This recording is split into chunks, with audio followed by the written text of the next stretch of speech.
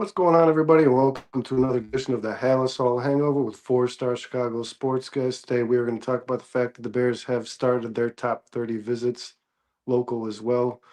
And we're going to get into some of those names. And as much as you might not know them, it's the positions that might stand out to you. You'll probably be surprised. We're also going to talk about guys, successful head coaches in the NFL, even ones that have won Super Bowls, whether they coach one side of the ball or the other, should they be involved in everything? And yeah, let's talk about that and more after this.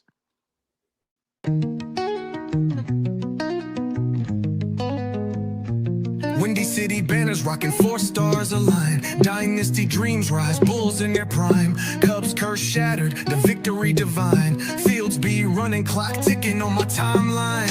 Shot-town heroes, legends never fade. Black Hawks flying, cutting ice with the blade.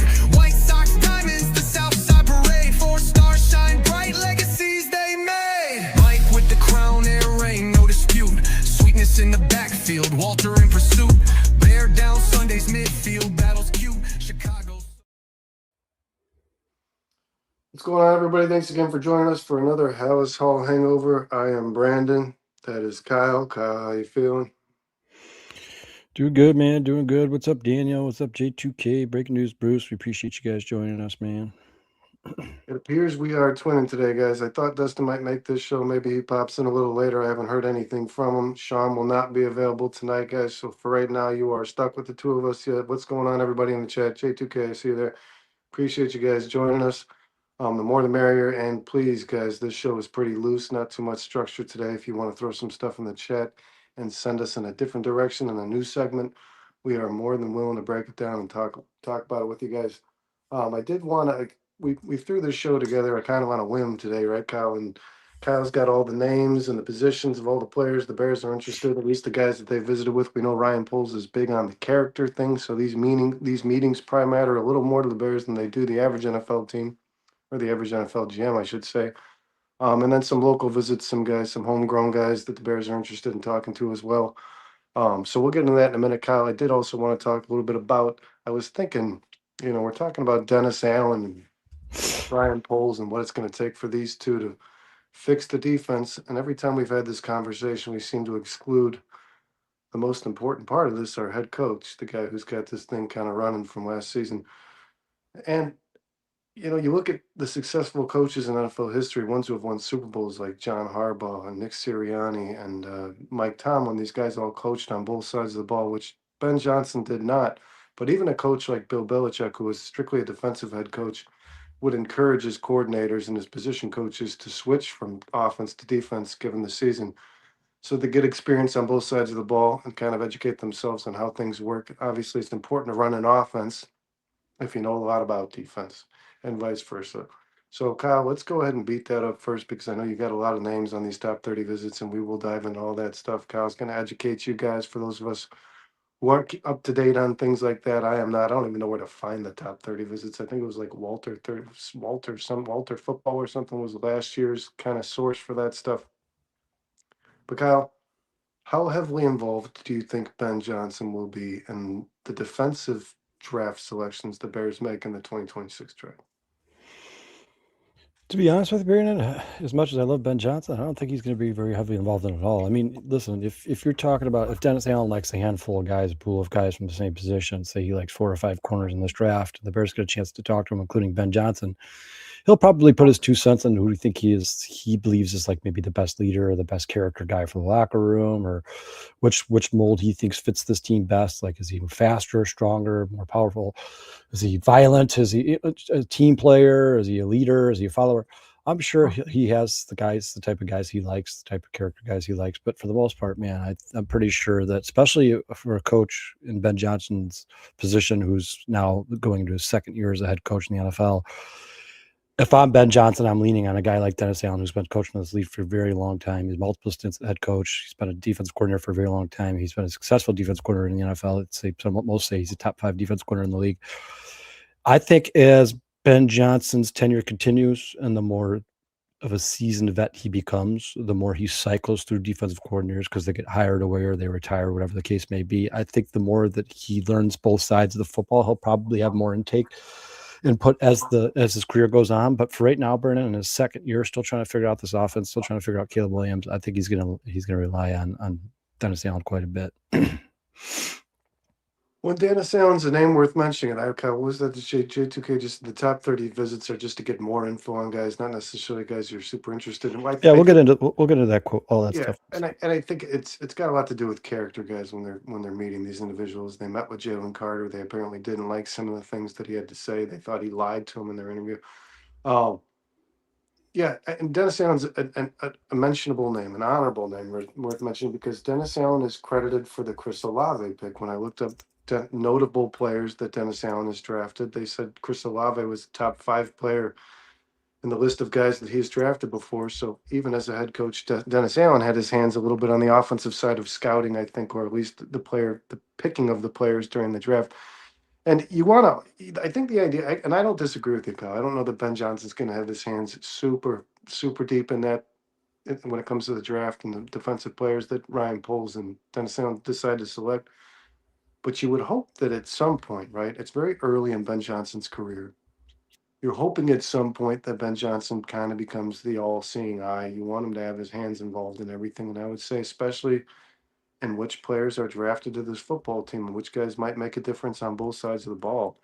And like I said, some of these guys that have won Super Bowls have done this, but they were coaches on both sides of the ball, right? I think John Harbaugh, early in his career when he was still a college coach, coached on the defensive side of the ball or offensive side of the ball. He ended up being a defensive coach, unlike his brother.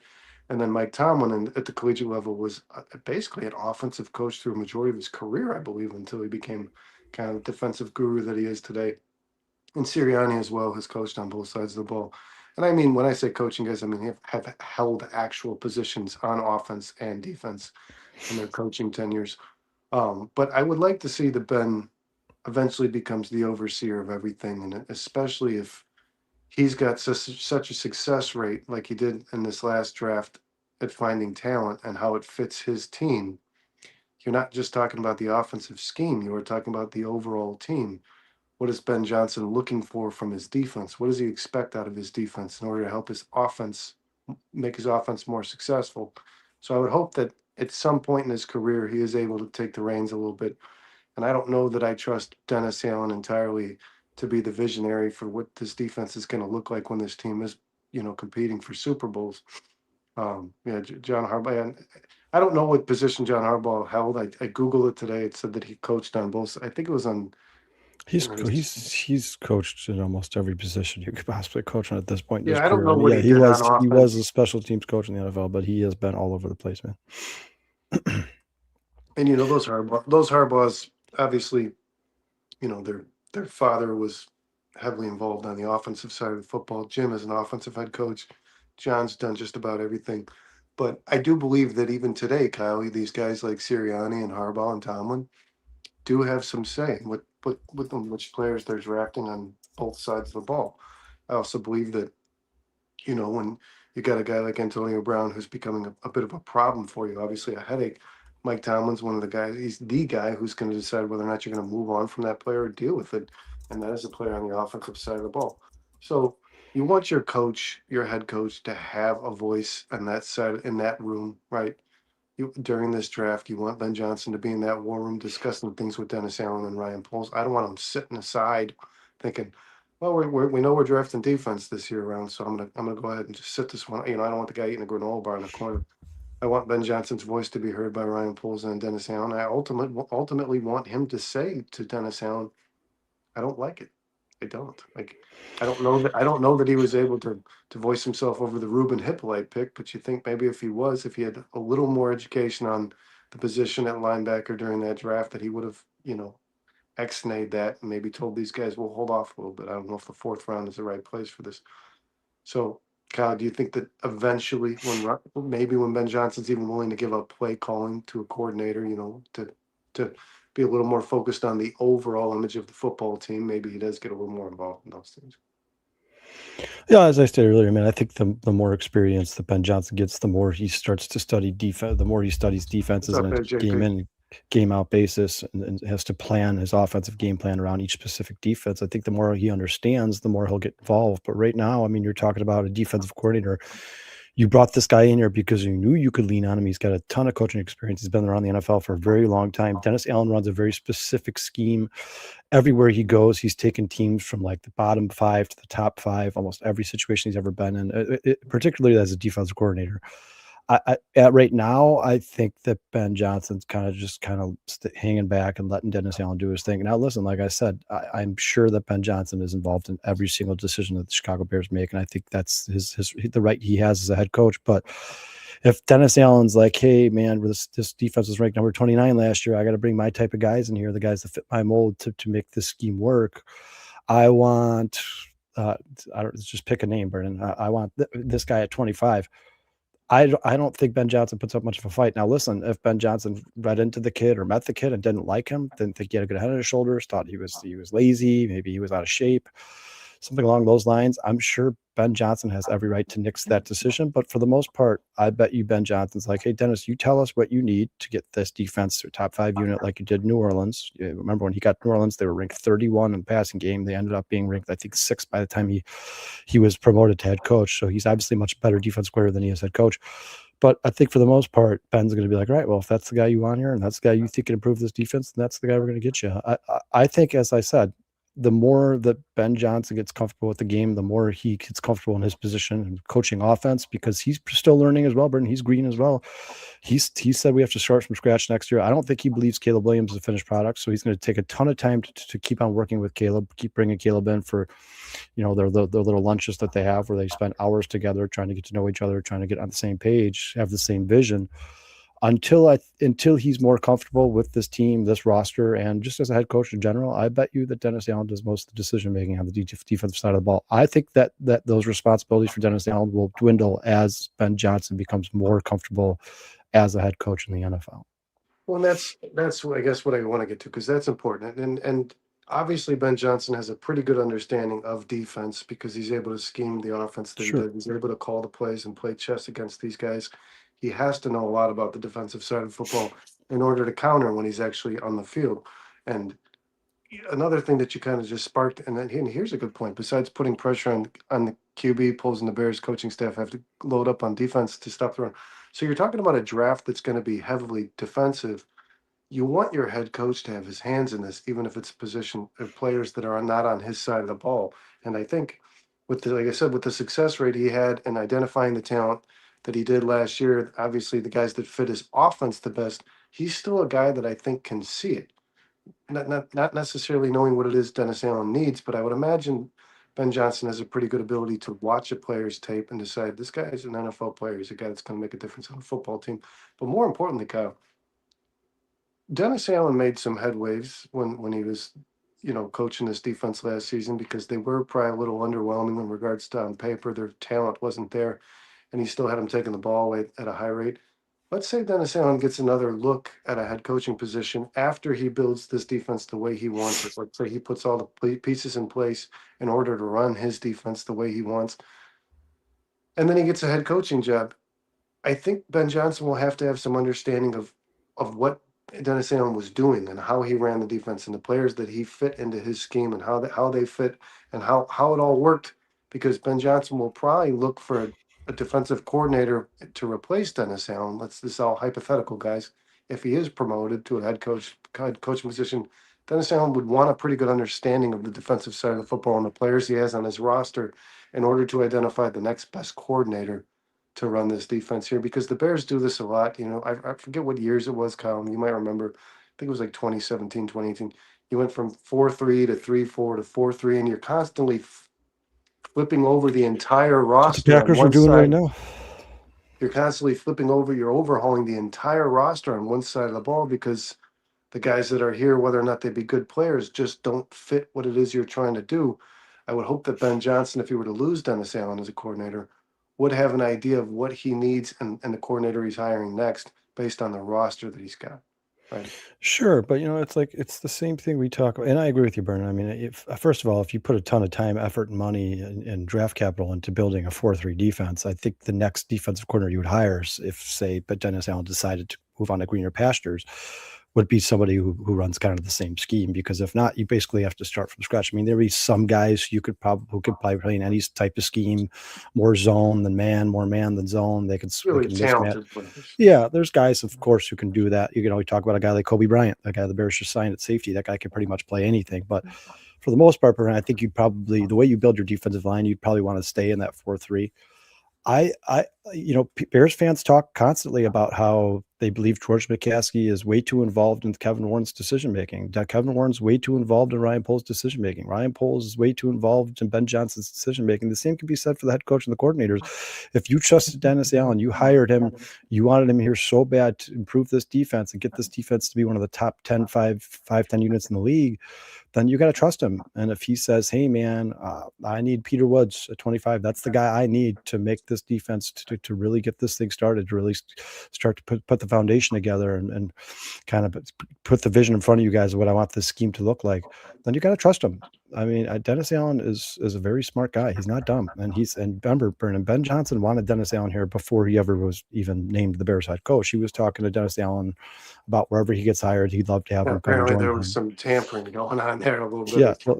Well, I don't think so. The accusation was made. I don't think so, because Dennis Allen, I think, was at the time he was fired, so he was technically a free agent. So he can have any conversations he wants. But I think personally, like I said, I'll end it with this.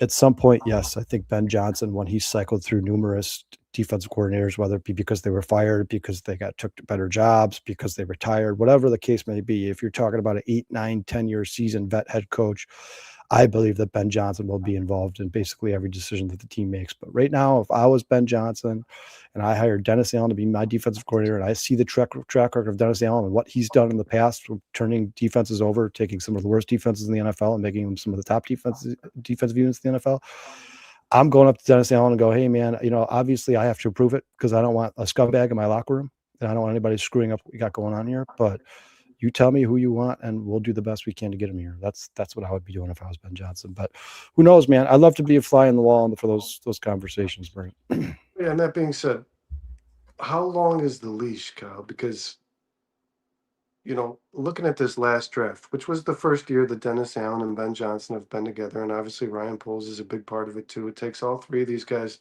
to figure out who it is they like and who they're going to add to this team in order to win games. But I'm looking at the offensive side of football. I'm looking at Kyle Monangai, Ozzie Trapillo, Colson Loveland, Luther Burden, and I think they all made pretty big impacts on winning football games this season. And then I'm looking at the other side, and Dennis Allen was a part of this draft. And you're looking at Ruben Hippolyte and Zay Frazier and Shamar Turner, and they did not make any impact. What's up, Dano? What's going on, Dale? Thanks for joining. Bernard, real quick, Bernard, I don't mean to cut you off. Just got to get to some of this chats here. True Pilgrims in the house, Dano's in the house, Flex Dick in the house. We appreciate you, man. Ron, Dante, Jed says he's starting to think that's one guy recording these episodes in two different. He says you're making another twin joke, man. Nice. Never done one with Jed. Cheap, real cheap. Daniel Jeffries, J2K, like I said earlier, breaking news, Bruce Phil, one of our favorites in the house here. Scottish Bear, thanks for joining the show, man. We appreciate it. Elizabeth's in the house. AJP, I've never seen that name before. Thanks for being here, man. Please hit that like and subscribe button. Yankee Girl, Brennan, she joined us for our Northside 9 episode on yesterday's second time. She came back. We appreciate it. Northside 9 every Sunday, Yankee Girl. So if you want to talk baseball, we'd be more than happy to do that with you. Yeah, Brennan, please continue. I'm sorry. I didn't mean to cut you off, man. Let me change my shirt. That's a twin joke. We're two different people. Yeah, no, I don't know. I think you'd be hard pressed to make a convincing argument to me that the defensive players that Dennis Allen drafted in the first draft he had as a Bears defensive coordinator made any kind of impact at all. And that concerns me. And I don't know how long the leash is. And at what point does Ben Johnson and Ryan Poles say, listen, like these guys, they gotta be contributors to this football team, whether it's on anyway, because Zay Frazier, Shamar Turner, and Ruben Hippolyte really provided nothing. I don't know that you could say any one of those guys did anything to impact the season in a positive way, and that's a concern. But those are this is victim of circumstance, I guess you'd say, right? Because Brennan, now there's rumors coming out that Zay Frazier's two of his family members were killed in a home invasion. I don't know if that's true or not. Those are just the rumors that people are talking about. I don't want to It's too much paraphrase speculation. anybody. I have no idea what happened with him, but obviously something very serious. Ryan Poles has said numerous times we have his back. We expect him to play full time next season. Obviously, extreme circumstances. They didn't expect it. But Shamar Turner, I know they drafted somebody who had injury history, but they certainly probably did not expect him to tear his ACL. He looked like he was going to make an impact for this team at some point. Remember, Vernon, the adjustment for defensive ends and defensive tackles is really, really tough in the NFL. So he looked like he was making splash plays. He was starting to make a name for himself. They were still tweaking him around, moving him around the line a little bit. I don't think they knew exactly what they wanted to do with him, but I still believe Shamar Turner is going to be a very good player. The only one that I still scratch my head about, Brandon, is Ruben Hippolyte. I didn't understand the pick when they made it. I don't think even us diehard Bears And fans, that was a Dennis Allen pick, Kyle. yeah, That was a everybody in the Dennis chat Allen here, pick. everybody in the chat who loves football, I don't think there's one person out here in this chat who can tell me they knew everything about Ruben Hippolyte going to the draft, because he just wasn't talked about. He was projected to be a 7th round pick or undrafted free agent, and the Bears decided to draft him in the 4th round. That one was a head scratcher for sure, and I don't know what kind of future Ruben Hippolyte has in the NFL, but I will say I do think that the other two guys, it wouldn't be really fair to judge Dennis Allen and Ryan Poles based off of their rookie seasons, because you can't predict injuries, man. You just can't. You just never know what's Shamar Turner going had to some happen. injuries in college, so And the you're Bears taking your risks. And the Bears have drafted guys who have an injury past in college, and they never get injured again. You don't know. You just don't. It's the whole draft is a crapshoot. You never know what you're going to get. I like Shamar Turner a lot. I think the appeal of it is Shamar Turner was supposed to be a top 50 pick. The injury kind of let him fall a little bit, and you feel like if he does stay healthy, you're getting yourself a bargain or a steal. And the risk you take is that the guy's injury is more than concerning, and it continues to persist.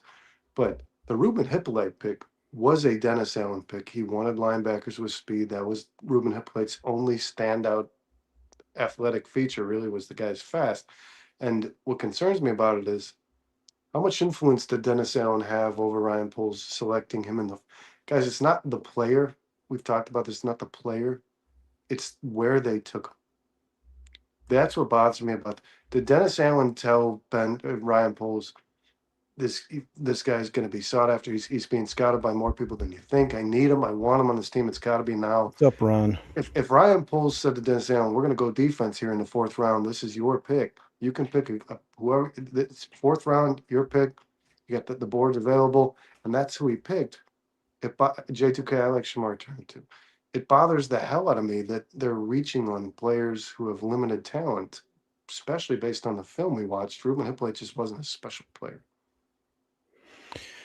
Yeah, like I said, but I don't know if that was a group decision. I don't know if Dennis Allen persuaded Ryan Poles to make that pick. You saw Ryan Poles in the war room. He didn't seem like he was upset with it in any way, shape, or form. That seems like he was talking. He was whispering in Ryan Poles' ear before that. Well, and Ryan Poles said, I'm curious to see if they have any highlight film on this guy when we announce his name. When they announce his name, like I don't know. Hippolyte, obviously, it sounds like maybe it was a miss, but the story is still not written on Hippolyte either, Brennan. You're talking about one season. Yeah, it's disappointing that at times he was a healthy scratch, especially due to the fact that the Bears had a number of injuries in the linebacker room. But maybe Ruben Hippolyte was a guy they drafted knowing he was going to be a project. They have a certain role for him. Maybe they want him to lose weight, gain weight. I don't know. The book is still not written for me personally on Ruben Hippolyte. I am not impressed with what I've seen. I certainly don't think that if he's a healthy scratch, the future is going to be all that bright. But I don't know. But I'll say this. Don't be surprised at all, Bears fans, if next year Shamar Turner and Zay Frazier play huge rotational parts in this team and both look good. Because if you look at they're first of all, they're both the prototypical size for their position. Dennis Allen loves those guys who are kind of tweeners on the defensive line. They can play inside, outside. I think Shamar Turner fits that mold perfectly. And if you look at Zay Frazier, Brendan, go look at the tape. I understand the competition wasn't all that great, but the guy looks like he has all the tools and attributes to be a good corner in the NFL. I don't know what happened his rookie season. I don't think we ever will, guys. I don't think any of us will ever know why Zay Frazier never played a game last season. Dante, but if he does come in next season and play well, I'm certainly not going to be complaining about the pick. I can tell you that. Dante, I'm not strawmanning the player. The pick is a problem. You should be able to say that when a player is projected to go undrafted, possibly 7th round, Kyle, right? There was his average draft projection was his ADP was 7th round or undrafted. You have a responsibility to know when it's okay to draft a player. And if a guy is projected to be undrafted, drafting him in the 4th round is just irresponsible. It is. And you have to wonder how much I'm not was going to Ryan defend that Poles pick. banging the table for Ruben Hippolyte? Was Ryan Poles the reason that player was drafted in the 4th round? Do you guys We'll believe never that? know. Do you We'll believe the never know. general manager was the guy who said, we got to take We'll this never guy in the know. 4th? I don't think that Ryan Poles was even focused on scouting a player like Ruben Hippolyte. He's a fast player. He's a linebacker. This is what Dennis Allen said he needed. But I think the persuasion was that of Dennis Allen's. And J2K mentioned it might have been a Hightower pick, and they needed a gunner. So you're taking a gunner in the 4th round? And I don't think Ruben Hippolyte was very good on special teams, I'll be honest. I thought he was just pretty bad all around. But if that's the case, Dante, if it's a straw man argument to say that Ruben Hippolyte was a bad pick in the 4th round, then it's Ryan Poles who I have my issue with, because you cannot be taking players 4 rounds ahead of where they're projected, because no other team in the NFL is sitting there licking their chops to get Ruben Hippolyte in the 4th round. Or Dano said it best. I think you could have waited till the 6th if you were really dead set on drafting this guy. That is and it's a general manager's responsibility to know where a player should be drafted, regardless of whether or not he knows which players are going to be. If the coaches are telling him these are the guys we want, it is his responsibility to know when it's okay to take them, when it's responsible to take a player. And I just don't feel like Kyle, do you think if the Bears didn't take Ruben Hippolyte in the 4th, he's not there in the 6th? Listen, I'm not going to defend the Ruben Hippolyte pick, because there was plenty of players playing in the NFL who were playing in the NFL last year who were drafted after And Ruben it's not Hippolyte, the who had a much. player, Hold on, let me it's finish. where he Let was me finish. drafted. That's a problem. They have a much bigger impact on the game than Ruben Hippolyte did. I believe that Jack Campbell was drafted somewhere around there. Listen, they definitely could have had a better player with that 4th round pick, but at the same time, like I said, people wrote off Nashawn Wright 2 years ago. The guy ends up signing for what, $5 million. The guy just made himself $5-6 million. He leads the league in takeaways. I'm just saying, people are written off all the time, especially due to poor rookie seasons. And sometimes the NFL is just a large adjustment, and it takes a long time for these guys. And it's Brendan, like I said, what if Dennis Allen believes that he could be like that nickel outside linebacker or safety, that hybrid He's Brian wrong. Branch type guy? He's wrong. Maybe he just wants him to lose weight, and maybe he wasn't light enough to play that position this season, but they're going to go in the offseason. They're going to rework his diet, his body, and he's going to play a different position. I don't know. I have no idea.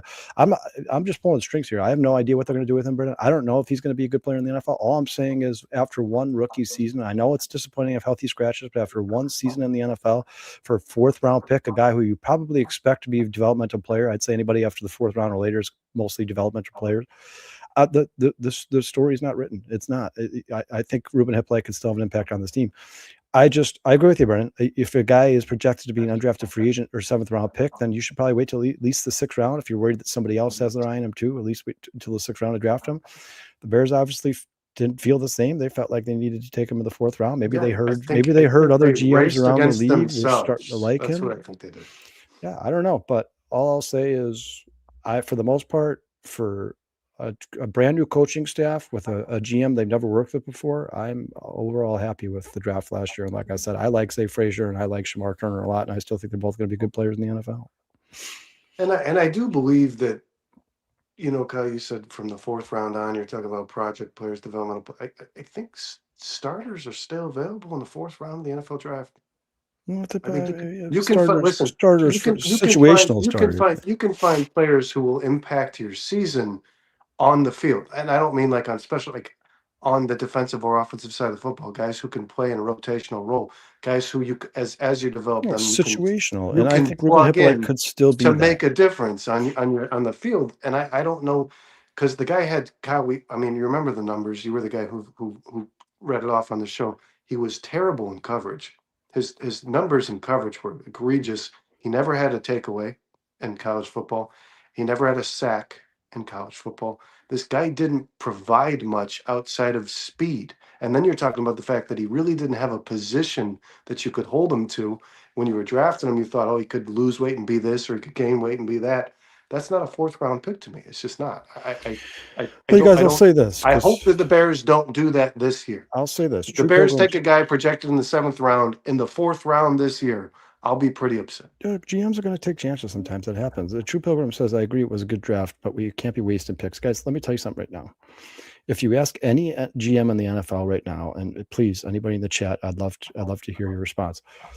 50% of your picks hitting is a good percentage for a GM That's in an the NFL. So outrageously good. if you have 8 picks every year It's and like four of 30% is a them good get draft. signed to second contracts, that GM is absolutely phenomenal. He's doing a fantastic bang up job. So if the Bears decide, you know what, we don't like anybody right here available in the 4th round, this guy is a guy who we see as a developmental piece, but we think if he does reach his ceiling, he could be a second, 3rd round pick. If a couple of years, if we can get him to the size we want, whatever they have to do to get him where they want, then maybe that's what Hippolyte was, and maybe it was a swing and a miss. I don't know. You're going to have him every season. You guys, there's got to be somebody the Bears draft in 2026 who's probably not going to get signed to a second contract by the Chicago Bears. It's going to happen. It's going to happen almost every single year. And Ruben Hippolyte I'm could still be off this team by next season. Sure, but remember, the Bears won the best draft class of any team in the NFL last year, guys. Number 1 out of 32. So there's certainly nothing to complain about. Now, listen, like I said, I don't know what's going to happen with Zay Frazier. I don't know what's going to happen with Shamar Turner. I don't know what's going to happen with Ruben Hippolyte. But even if the guys who we know for a fact, Brennan, already know,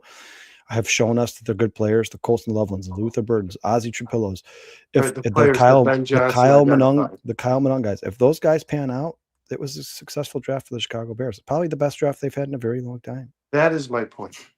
You got guys in the 7th round who made an impact in winning football games on the offensive side of football because the guy who was drafting them on the offensive side of football was able to identify talent even in late rounds. And you're taking a player on the defensive side of football in the mid-round who didn't make an impact at all. And I'm sorry, I'm going to throw shade because a guy who suffered this deserves the fate. Thanks, J2K.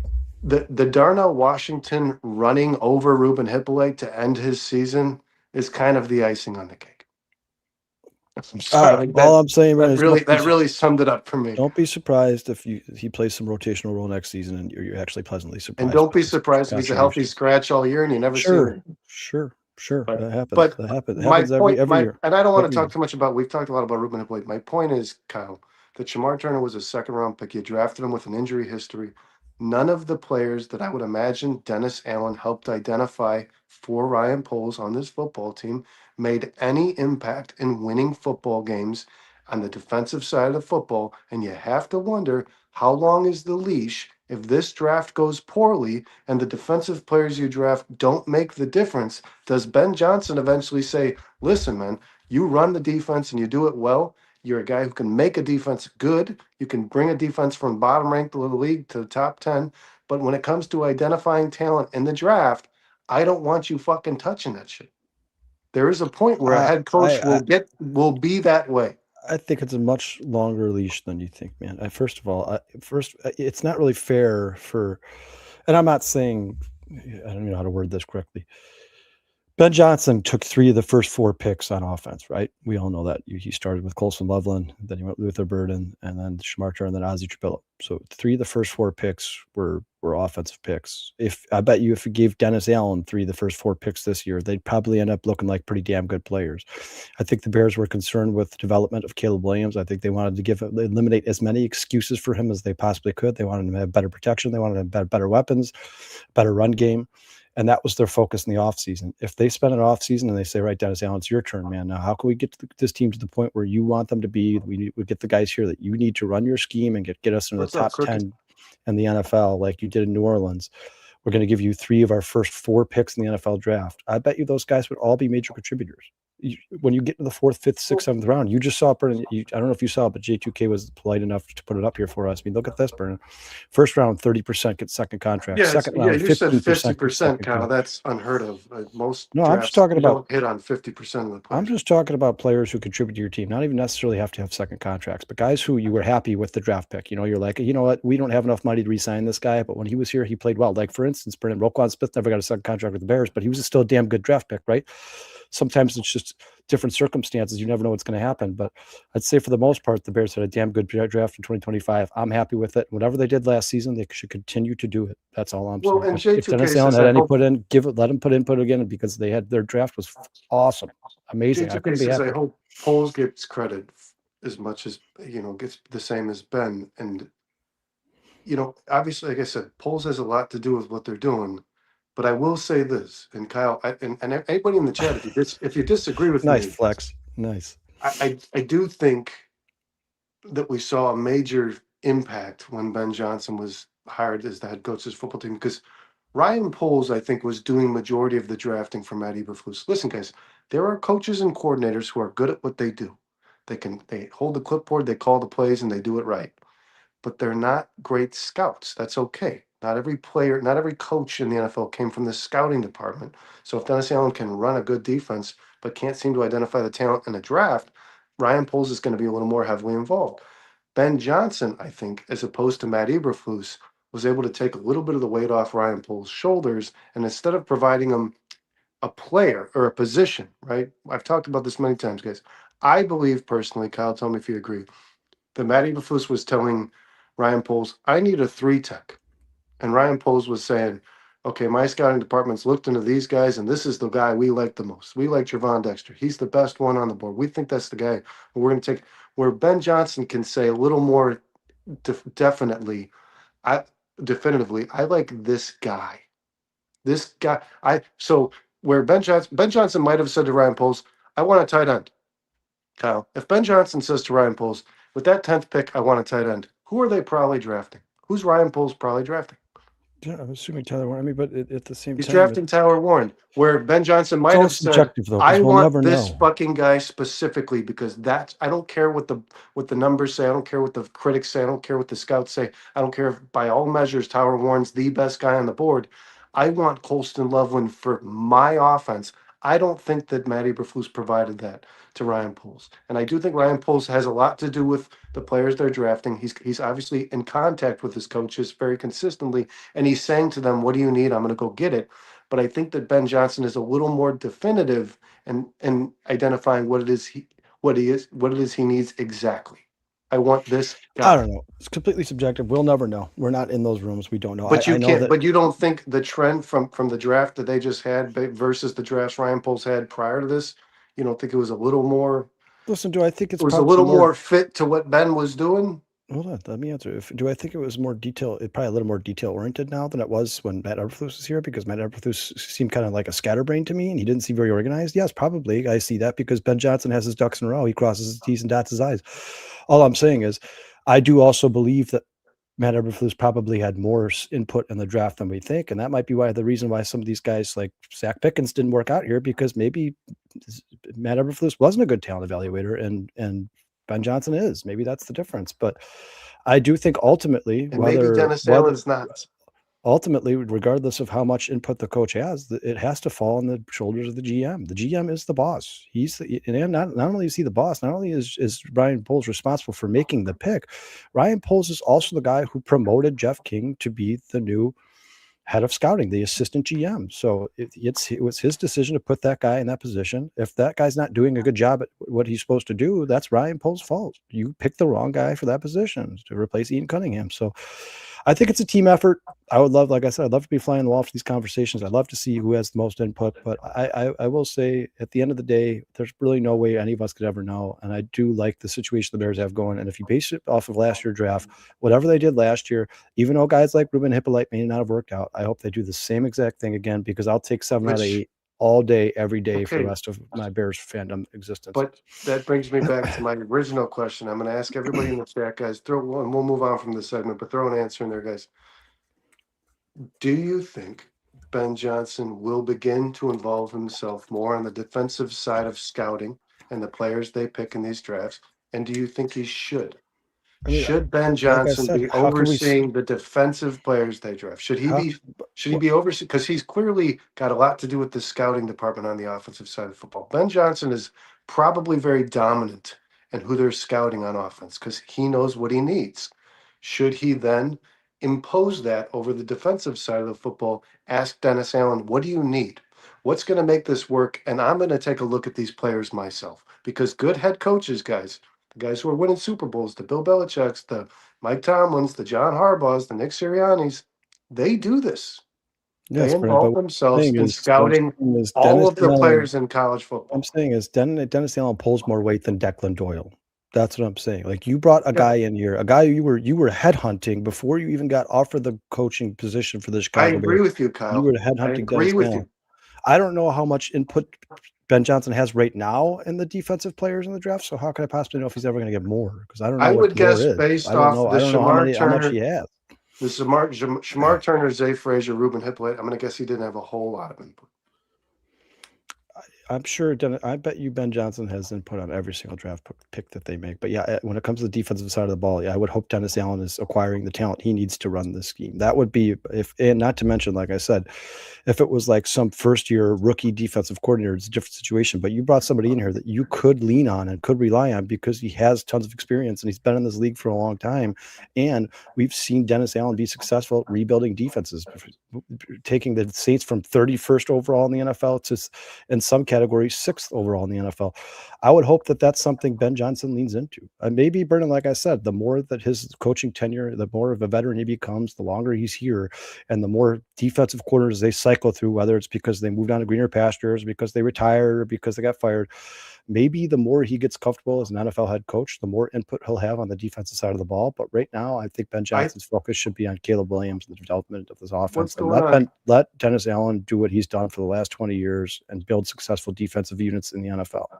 What's going on, Dustin? What's up, Kyle? What's up? Thanks for joining on, man. us.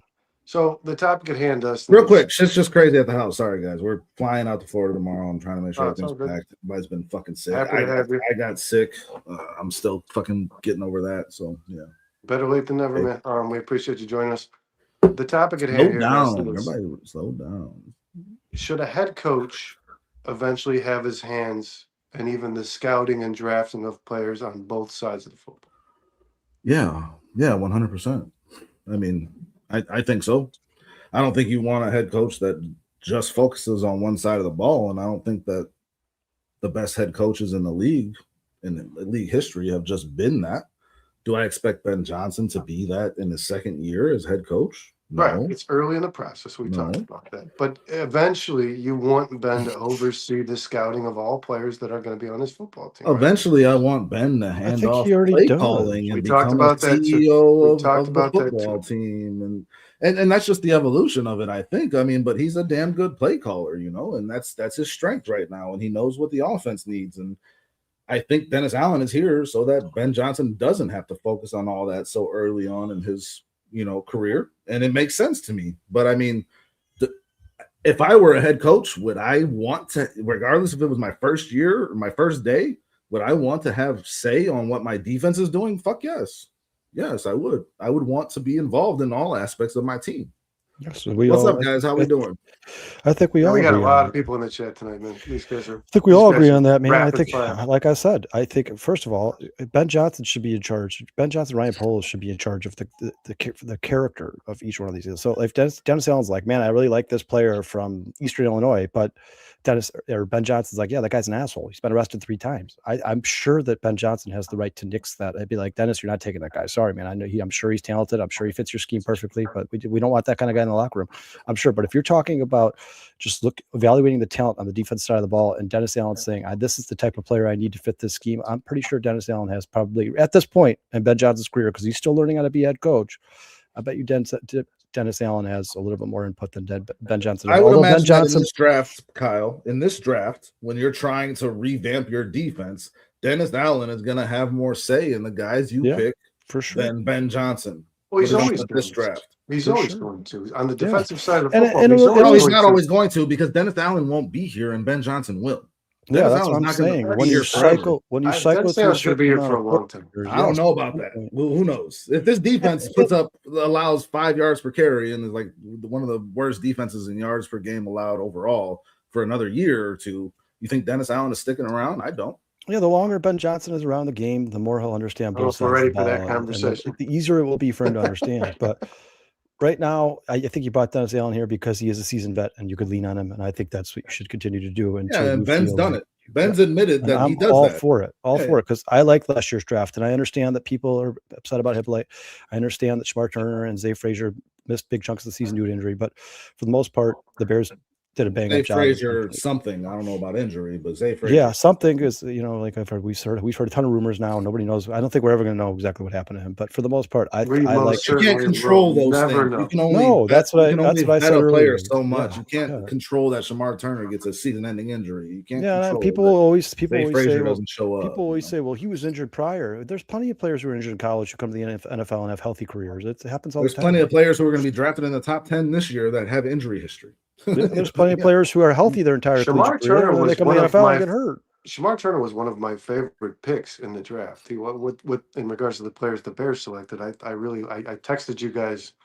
The Shamar Turner. I was never as high on it as you. The Shamar Turner pick to me was better than the Trapillo pick because the Trapillo pick at the time just didn't make much sense to me. And obviously their goal, unless he was going to play left tackle, yeah. So I wasn't as big of a fan of the Shamar Turner thing, and I think the jury's still out on that. I hope he turns into something. I think Shamar Turner is a player, man. But and we talk about, and you guys are correct. You can't predict what a player's going to happen with a player in his future. But they took a guy who had a foot surgery that went very poorly, and the injury was actually not as severe as the surgery. Kyle, you told me this. The injury was actually a pretty standard injury. The surgery went very poorly. So the healing process didn't go very well at all. As far as Kyle, I think I think that was you who announced it was a much longer recovery than they expected because the surgery was like botched. Apparently, the fucking doctor didn't do something right, so the foot didn't heal the way it was supposed to. He was obviously nursing it, and then he wasn't ready when the offseason started to ramp up his football. Hold on, Brent. I want to read this real quick because I don't think Scottish Bears Scottish Bears says, I disagree, guys. Dennis Allen will have to say, as well as all defensive assistants. It's Ben and Poles team. I think he's meant Ben and Allen and Poles team that will make the final decisions. Yeah, no, we're agreeing with us. I think the entire staff has a say on their draft picks. I think somebody in the chat put it earlier that they said they think Kyle Mungai was one of the favorites of Eric Bieniemy. I think that's probably true. I think Eric Bieniemy probably had a list of running backs that he liked, and Kyle Mungai was somewhere near the top. And that's why when they got to the 7th round, they're like, hey, this is, of all the guys you gave us, Eric Bieniemy, this is the guy left at the top of the list, Kyle Mungai in the 7th round. So we're going to bring him in here for you. And Dennis Allen was like, yeah, we need that change of pace back. If that's the guy you think we need, Eric Bieniemy, I like him a lot. I've watched the tape. I agree with you. I think he's Ben Johnson. Ben Johnson. I think he's a much better player than people give credit for. I think it was probably a group decision. I think that's probably what happens with every single decision this team makes, whether it be a free agent or draft pick. I think I think this is the best the Bears have ever looked because it's a team effort. Hey, what's going on? Sorry, guys. She's freaking out. No worries, dude. What's up? Now if there's somebody pretty on the podcast for a change. And you want, listen, and I know I'm alluding to the greatest to ever do it. I know that, but Bill Belichick had his hands in every pick that the Patriots ever made point in his career? During the 10 years, during the decade in which they were winning Super Bowls. Not his first year. That started to go bad towards the end too. Oh, they went dreadfully bad towards the end. Yeah. But that is where you would like, if your head coach is a guy, and Ben to me is the guy. He's the guy. He knows talent. He knows what he needs for his football team. He's a winner, and you eventually do want Ben Johnson to be kind of that guy. I would imagine that is the ultimate. But at the same time, you don't want to be asking a pastry chef to make your pasta. You know what I'm saying? Like, there's a limit to the expertise. So, like, the point of the whole staff being here together and Poles and his scouting department and all that is that they put all that together and make the best possible. Okay, so I'll ask you this. Of course, Ben's going to put his stamp on it. But I think you might be wanting too much from Ben right now in terms of, I don't know if I want Ben making those decisions right now on the defense. I'm not saying that Ben should be drafting these players. What I'm saying is this is going to be a heavily defensive draft, and I don't want Ben sitting on the side. Oh, That's what I don't want. He won't be. But remember, he's going to be in all these interviews. He's going to be involved. He has all the respect in the world for Dennis Allen. He was headhunting him. He trusts him to make these decisions. And he should That's be why he brought film him here on the defensive. He should be watching film on these guys. I'm sure Ben Johnson. He's not just watching film. He's going to the pro days. He's watching everything. He's talking to these guys, getting to know them, seeing if they're good guys, character guys for the locker room, seeing if they fit the mold for this culture. I guarantee you Ben Johnson is more involved than you think he is right now. But I do believe, Brennan, that as the more of a vet he becomes, like you said, Bill, like that, if he's in the NFL for 20 years and he's got that Bill Belichick status, I'm sure, yes, will be more involved in decision making than he is right now. It wouldn't surprise me in any way, shape, or form, because he'll understand a lot more about NFL defenses than he does right now. Well, I was just going to say that, just by being around the game. Yeah, but I was going to say that to be the best playmaker, play caller on offense in the NFL, you've got to understand defense. Yeah, he makes the game plan. For sure. He does. He understands. He understands the defensive side of football more than most offensive play callers do. I would almost guarantee that. All right. Anything else you guys want to? Let's get into these. Kyle's got the list here. I don't really know much about these guys. Like I said, it's the positions you want to focus on a little more than the players themselves. Kyle's got the list of these top 30 visits, the players, where they attended school, and kind of the things that their strengths. Like Kyle, you listed some of their strengths in text today. So go ahead and run that down. Well, first and foremost, guys, I want to talk about the top 30 visits in general. A lot of Bears fans have been talking about how the Bears had, 26 top 30 visits last year, and they didn't draft a single one of them. That I understand that, and I understand that maybe the guys they visit, these top for 30 visits or these local visits, aren't necessarily the guys they're targeting in the draft. But that doesn't necessarily mean you can't point out patterns. Like, for instance, guys, last year of the 26 visits that they had, the Bears visited with 4 running backs, 7 wide receivers, 7 offensive linemen, 2 tight ends, and 6 defensive players total. And then here comes the draft, and the Bears draft 3 of their first 4 picks are offensive players. So you can start to notice patterns, and you can start to notice what positions they're looking for. So it's not like the top 30 visits are absolutely useless to Bears fans. And if you guys heard, I don't know if you guys got a chance to hear his quote today, but Dan Rocher was quoted today saying, the more concerns there are, the less clean they are, the more work you have to do after the process. Bringing them to campus for what you call 30 visits, do more legwork. And then a process like this where you're on Zoom, hey, how much more can we gather? So basically what he was saying, Dan Rocher, because it's kind of out of context, but he was basically saying the top 30 visits aren't necessarily the guys we're the biggest fans of, the guys we think are the best talents of the draft. They're the guys we want to know more about, the guys we may have concerns about, the guys we need to understand more about. That's what the top 30 visits are for. But that doesn't necessarily, people are talking like, well, it means that the Bears aren't going to draft them because it's a top 30 visit. They didn't draft any of them last year. Well, no, if they weren't planning, if they had no interest in them at all, they wouldn't be talking to them at all. They wouldn't be a top 30 visit. Just because they're just doing more homework on these guys doesn't mean they're necessarily out of the realm of possibility. And remember, guys, was it 3 years ago when the Bears drafted Darnell Wright? He was one of their top 30 visits. I think it kind of just depends on how the draft falls. I think that ultimately is what determines who they draft. It has nothing to do with whether they talk to somebody, whether they didn't. If they say they want the best available talent, then that's what they're going to take. And some of these guys, they feel like they don't need to do any more homework on. Like, if you've got a guy like Sonny Styles, how much more do you really need to know about that guy before you draft him? I'm pretty sure every NFL GM right now, all 32 of them are like, hey, if Sonny Styles is there late in the first round, we're taking him. And we don't need to do a top 30 visit. We don't need to do a local visit. We don't need to bring him in. We don't need to go as pro day. I'm pretty sure that they know what they're going to get out of those studs. So I think the top 30 visits more for the guys who are fringe players in the 4th, 5th, 6th, 7th round. And that'll make more sense as I start to talk about some of these guys. So the Bears had, I believe, 4 top 30 visits this week. One of them, the first one I'm going to talk about is Yager Burton. He's a center out of Kentucky. We already talked about him on Wednesday, guys. We kind of pounded that in the ground, so I'm not going to spend too much time on him. Just a center the Bears are interested in. He looks like he's going to be drafted somewhere between the 4th and 7th round. If they decide not to take one of the best available centers in the 3rd round, guys like Sam Heck, guys they visited with, and they find themselves stuck looking for center in the 7th, or if they trade back into the 5th or 6th, that's probably where you'd see your Yager Burton drafted by the Bears, because the 3rd round would be an absolute reach. I'd say the 4th round would be an absolute reach, and they don't have 5th or 6th round picks. What's up, so Clubhouse? Either they would have to. You guys had him in here before? Yeah. Nice. What's up, dude? Yeah, so either they'd have to trade back up to get him, or if he's left or he's still there in the 7th round, that's probably where you see them drafted.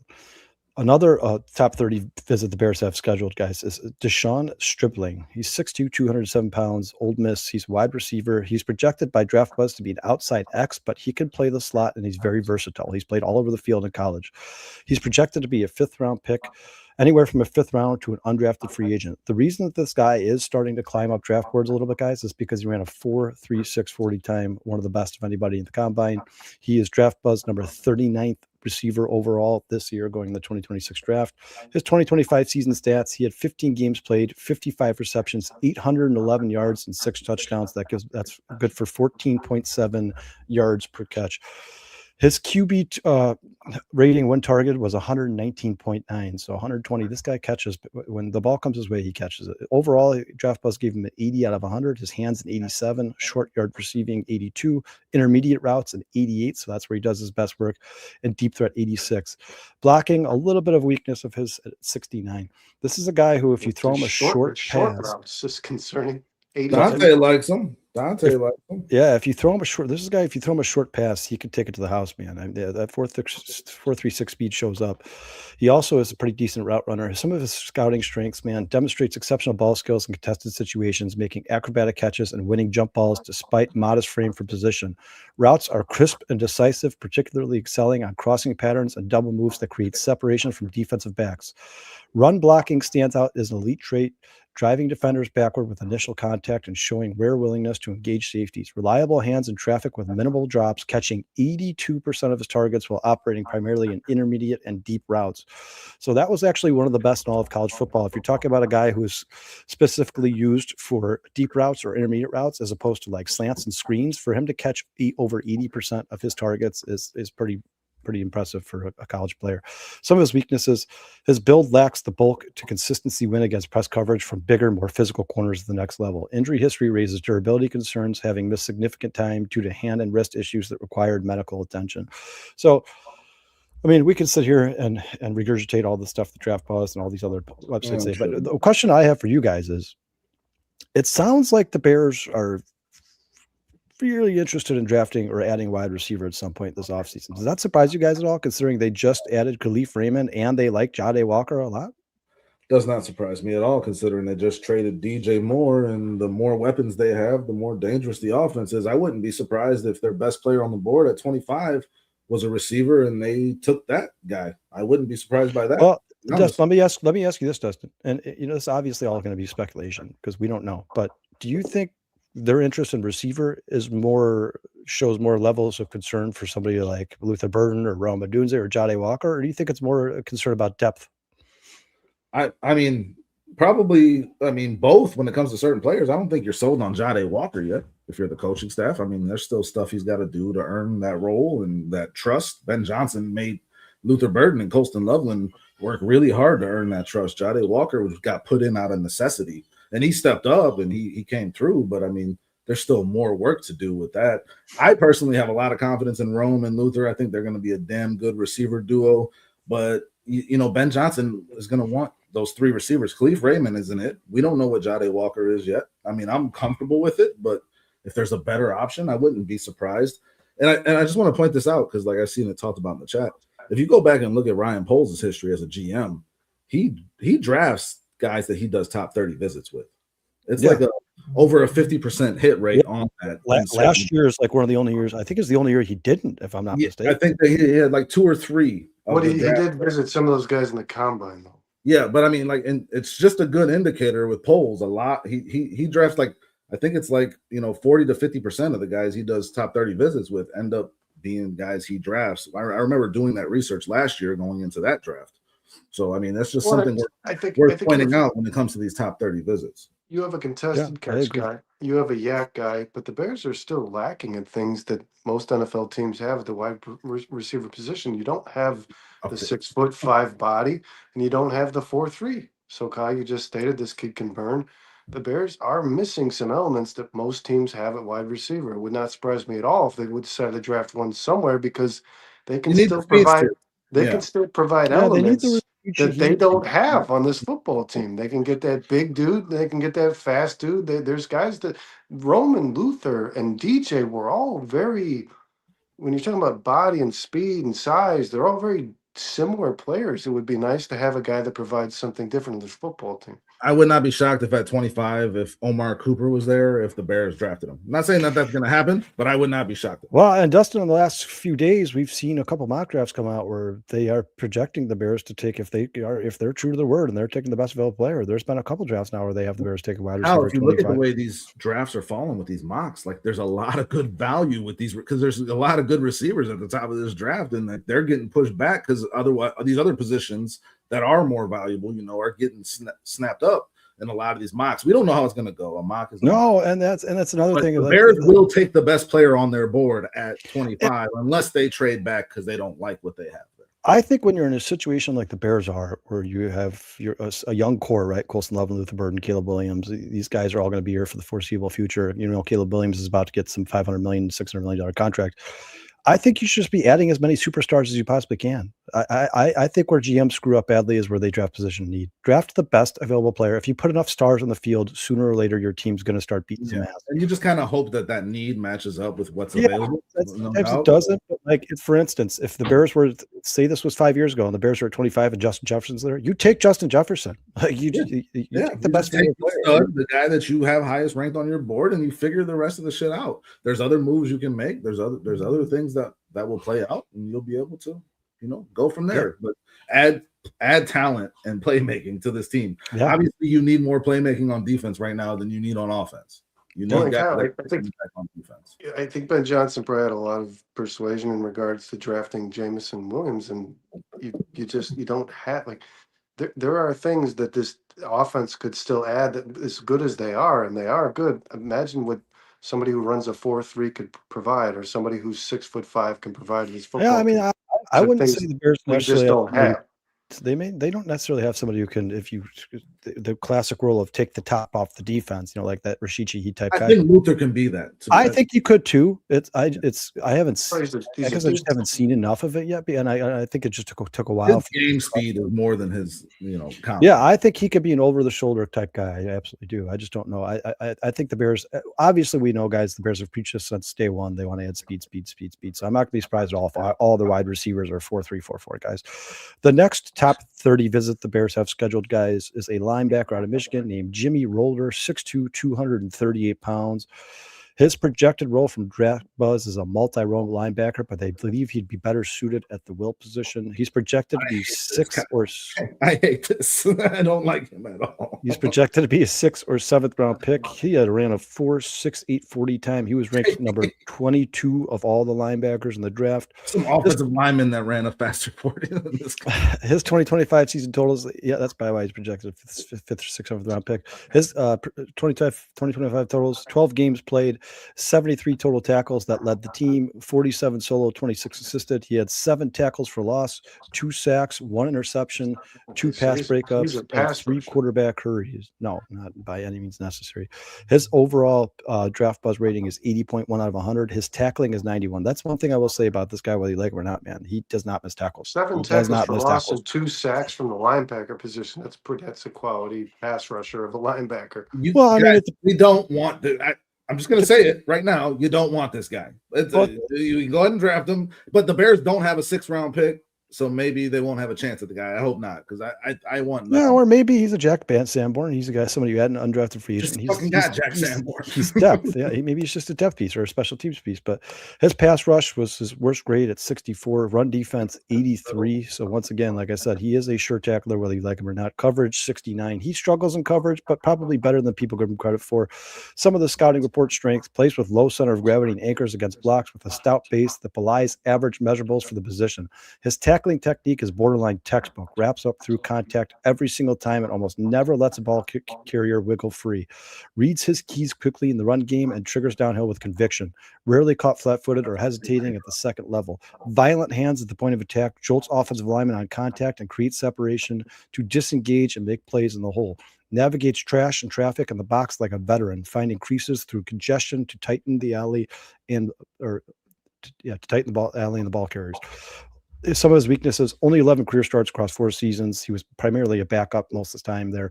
That's a little concerning. When runs bounce to the perimeter, his lateral agility and pursuit speed strain to contain, and he loses angles too often. Coverage is clear limitation. Receivers and tight ends found soft spots around him at a high clip when targeted in his zone. Yeah, Dustin, not a world beater. Definitely not a guy that you're going to have Lander Barton in that range than this rolling guy. Like, Lander Barton's got speed, sideline to sideline speed. He's actually more of a physical freak. He would fit this defense better, and just the modern NFL better. This guy ain't got I actually in the NFL. I don't love him. I'm not saying I want the Bears to draft him, but I do like his college tape more than I like Jack Sanborn's when I watched his. I think he's a better athlete than Jack Sanborn. But like you said, not saying a lot. You already added Jack Sanborn. I like I said, I think this is probably primarily a depth piece or a practice squad guy. A guy, if you have injuries in the linebacker position, somebody you could probably rely on to stop the run. He probably would be a undrafted free agent, is my guess, and he would probably make major. So the Bears will take him in the fourth. Chicago Club, major contributions on special teams, but yeah, probably not a guy you're going to see drafted before the 7th round. But Chicago Clubhouse, love you, baby. Bye. Chicago Clubhouse. We're at 4-star Chicago Sports at gmail.com. Just 4-star Chicago Sports at Gmail. Hit us up. We'd love to network with anybody and everybody. Okay. Yeah, we appreciate you being here, Chicago Clubhouse. You throw your email in there too. I'll take it down. Yeah, feel free to reach out, man. And we'll link up with you and we'll get something figured out. Thanks for being here. Hit that like, guys. If you I do think it's curious. I do think it's interesting, though, guys, that the Bears are continuing to look at linebackers. Though, I mean, they looked at some of the combine, and now they have a top 30 visit schedule with a linebacker. So does that say to you guys? Yeah, I was going to say this right here that Dante's saying. Isn't he a local where you don't have to spend the top 30 on him? Is that what I don't know if it's necessary. I don't know if they consider him local by where he lived or grew up, or if where he played. I don't know how they consider it. No, it's where you're from. It's not necessarily where you. I thought Luke Newman was a local. Yeah, I don't. Do you guys know where he's from? I don't know where he's from. I have no idea where he's from. I know that he played Michigan. I don't know where he was. He's a local kid. He shouldn't need a 30. That's what I thought, but I don't know for sure. When I did the top 30 visits on Walter Football, like Brennan mentioned earlier, that's always weird, like so they have him as top 30 visit, but maybe they just put him in there because he's a local visit. Either way, the Bears are meeting with him. I know that for a fact. Mm-hmm. That has been and hopefully it just stops confirmed. There. Have a nice meeting and then move on with your life. That's where I'm at with Jimmy. Well, what's a little strange to me about him is, they keep speed, and you're looking at a linebacker who runs a 4.7. It's a little just maybe, like I said, maybe they feel like they can cut weight on him or something like that. That is pretty heavy for 6 foot to be almost 240 pounds. Nobody knows where that is. Maybe they're gonna make him a defensive tackle. You gotta say where that is. That's in Chicago, ain't it, Marist? I don't fucking know. Another guy the Bears took a look at, guys. We'll move on from the linebacker because it sounds like nobody's really a big fan. It sounds like you'd be the next Ruben Hippolyte. But another guy the Bears have taken a close look at, particularly Ben Johnson likes this guy a lot. But I'll get into some of the concerns later, some of the concerns that I think Ryan Poles probably can't overlook. Seth McGowan, 6 foot, 223 pounds out of Kentucky. He's a running back. His role would be a dual role running back / rotational power back, projected 5th to 7th round pick. He continues to move up. That might move into the 4th round at some point. He ran a 4.4940. He is the 9th overall ranked running back on Draft Buzz. The only problem with him is, and I'll get into this in a minute here. So he's had a bunch of legal issues, and on October 23rd, he'll be 25 years old. And the reason that he's now entering the draft is because he missed almost 2 full seasons due to being arrested, guys. In December 2023, McGowan, in December 2023, McGowan pleaded guilty to a reduced charge larceny of a person at a nighttime. As part of the plea, the more serious charges were dismissed. Larceny of what? I thought that was weird too when they put back then. His sentence and consequences: he received about 3 months in jail, 1 year probation, and his immediate football impact: he was dismissed from Oklahoma. This guy's one of the replaceables. How you say larceny of a what? Grabbed him out of the prison to come play football for him. Yeah. You say larceny of a person? What did you Basically, you guys, if you want me to get into the story, I read the whole thing. He was at a party at night, and he was asking somebody to sell him weed, and the guy refused. So him and his buddy beat the shit out of the guy and took the weed. That's what happens, and he went to jail. He went to jail for beating him up. His 2025 stats: he had 165 carries for 725 rushing yards, 4.4 yards per carry, 12 rushing touchdowns, 19 receptions for 126 yards, and 0 receiving touchdowns. Here's another concern I have with him. Now, I don't know if this is due to the old age or because he was playing for shittier universities. So his statistics have gotten worse every year. In 2020, before he got arrested at the University of Oklahoma, he ran for 6.4 yards per carry. 2023, he spent a bunch of time at JUCO schools and trying to work his way back up to Division I. 2024, he landed leagues. 2024, he landed in New Mexico State and ran for 5.4 yards per carry. So now you're talking about a full yard dropped off of the yards per carry. And then 2025 at Kentucky, he ran for 4.4 yards per carry. So this guy has gotten worse. Substantially better competition. Yeah, and Oklahoma I'm sure has a much better offensive line, so that's probably part of the reason that he ran for 6.5 yards per carry at Oklahoma. But at the same time, I understand 25 years old is not old, but it's not 19. So yeah, that's how old Velus Jones was when the Bears drafted him. Well, and as running backs take a beating, man. So their careers running backs do get old a little bit quicker. Their careers do not last as long. Draft Buzz overall rating was 81.3 out of 100. His rushing was 80, breaking tackles was 70. His receiving hands were 60, pass blocking 36. That's atrocious, and I'll talk about that in a minute. And his run blocking is 57. But here's what I'm wondering, guys. Here's some of his strengths real quick. Processes the front of the defense rapidly and identifies lanes before most backs would even pick up direction. Playing with real touchdowns between the tackles. Runs with genuine patience behind developing blocks, letting his linemen work before accelerating through daylight with impressive bursts for a 215-pound frame. Stacks cuts with loose hips and quick feet, tight quarters, stringing together multiple direction changes without losing forward momentum or balance through traffic. Converts speed to power effectively at the point of contact, lowering his pads and driving through arm tackles to churn out tough yards after the initial hit. Some of his weaknesses: alarming lack of. He doesn't take no for an answer. Alarming lack of explosive plays at the SEC level, with a long run of just 20 yards in 2025 and very few carries gaining 10 plus yards. Ball security is legitimate red flag after 5 fumbles for the last 2 seasons. That make NFL coaches nervous about trusting him in critical situations. Pass blocking grades. Pass blocking grades fell off a cliff in his final season with too many costly whiffs and missed assignments that would get exposed to the next level immediately. Here's the thing about him, though, man. I'll tell you guys, if you get a chance, man, if you're bored, watch the tape, because he does run hard as hell, man. Like, hit is all hard, and he is very quick. He's very decisive at picking his lane. I think he's probably better than Kentucky made him look, because remember, Kentucky's offensive line struggled at times. They got pushed around a lot. If you watch the tape, we're meeting with one of their offensive linemen too. Well, that's why they were looking at the running back. They were there anyway, but he reminds me, his running style kind of reminds me of like a Philip Lindsay. You guys remember that guy for the Broncos? The guy who the guy with the light skinned dude with the afro. Yeah, the long hair. Yeah. He just he gets his knees really high, man. He runs his ass off. He runs over 30. People. He almost never goes down on the first hit. Almost never. He's kind of the commandant guy. He always falls forward, and he's really good at bursting through gaps. This is a guy that Ben Johnson wanted to talk to, not Brian Poles, not the Bears scouting department. Ben Johnson called him out specifically. I think this is a guy who, if he's there in the 7th round, the Bears might consider drafting. I'm all for used to this chances, Kyle. I'm all for redemption. I mean, I'm making light of it, but the thing that concerns me is when you drafted Kyle Monangai, the best thing about it was his ball security. The guy didn't fucking his character at all, and he's a good dude. And this guy, there's questions with both of those things. So I don't really know how much you want to add him to this room. I think you need to add another running back. Travis Homer just signed elsewhere. Pittsburgh, Pittsburgh. Foles doesn't like players. You're gonna need another running back for sure. For sure. I mean, I don't know about the ball security thing is what bothers me the most. That'll take me right off of a running back. If you fumble through college, it's also concerning that his first 2 years playing collegiate football, he was really good pass blocker, and then his last 2 years he wasn't. That's effort. If you could do it for 2 years at one of the biggest schools in the country at Oklahoma, and you were great at it, and then your last year at Kentucky, you were one of the worst in the country, that's effort. Well, there's other factors that play into that though too. Like you said, the offensive line in front of him, the quarterback that's next to him, is they getting the ball out quick enough? There's other factors that play into that. This just doesn't feel like a Ryan Poles guy to me. That's what I said. It's strange to me that Ryan Poles would even let this guy into the building. I mean, Ryan Poles has always been a character guy. Character first, always, since the day he got here. He's held true to that since day one. Whether you like it or not, that is Ryan Poles. That's his forte. Why are you guys bringing a guy into the building who spent 3 months in jail and a year on probation for beating the shit out of somebody because he was trying to steal his weed? I mean, I just don't know if that's the guy you want to lock. Is this Suggett? Is this guy a new guy? Do we already do a clap? No, Suggett's here all the time, man. What about Lucky Guy? I've never seen Lucky Guy. Lucky Guy. All right. See, I've just been looking for a reason to give somebody the clap.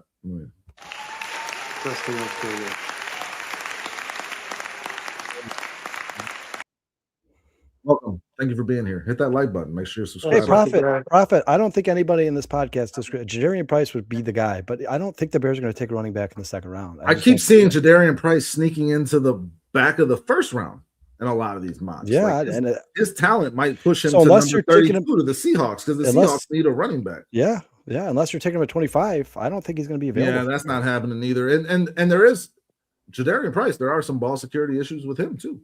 in terms of the amount of touches he had and fumbles he had this past season. I don't know if he had and fumbles he had this past I don't know season. if you've seen enough of Jerian Price, right? Remember? I think he's really fucking good, and I love the kid. He's there at 57. You don't even think about it, but I don't think he will be. When the Bears drafted Roschon Johnson, all we heard was, man, he was just stuck behind Bijan Robinson. This guy's been one of the best running backs in the country. He's amazing, and it just never turned into fruition. He never looked like he was special in any way, shape, or form.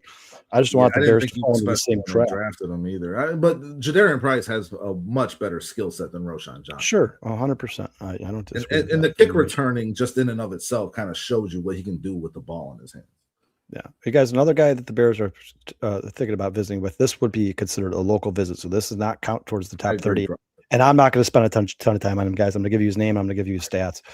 Ethan Kaliak-Manis, 6'2", 212 pounds, Rutgers College from Antioch, Illinois. He's a quarterback. His projected role in the NFL is a backup quarterback, projected a 7th-round pick or an undrafted free agent. His 2025 passing stats were 3,124 yards, 20 touchdowns, 7 interceptions, a completion percentage of 62.2. His longest pass went for 72 yards, and his passer rating was 147.7, which is actually pretty impressive. His rushing stats, 96 rushing yards, 4 rushing touchdowns off 96 I don't know why it says 96 carries. I think he had 9 carries. But the only reason I'm even bringing this guy's name up, guys, I'm not going to spend a ton. Antioch's over here in Lake County, man. Right on the Wisconsin border, man. Yeah. I'm not going to spend a ton of time on this guy, but you guys, I've heard in a couple articles that I've read lately, and Sean and I talked about this morning. I don't know if you guys have been reading the same stuff, but there's been a couple trades that people are saying are going to happen, but they won't happen until after July 1st, because then the team doesn't have to pay some amount of guarantees. Yeah.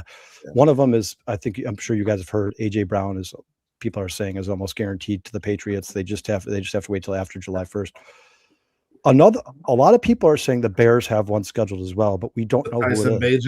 Tyson Bagent. Some people think it's Tyson Bagent. Some people think it's Cole Kmet, and some people think it's Jalen Johnson. We don't know, but I'm asking you guys now, based off of the fact that they've already visited with 3 quarterbacks, they just re-signed Keenum.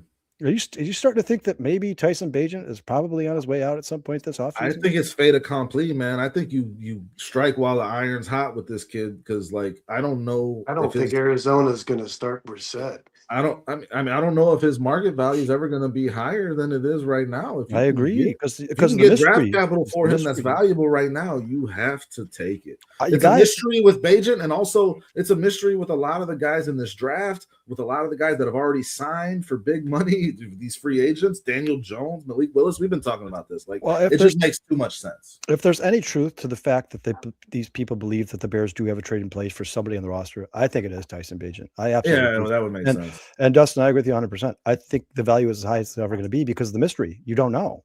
If this guy gets full season starting and he looks like shit, he ain't going to be worth anything. So if you can go get a 2nd or 3rd round pick for Tyson Bagent right now, go do it. Go get it. If I'm the Bears, I'm doing that. I'm pulling that trigger in a heartbeat.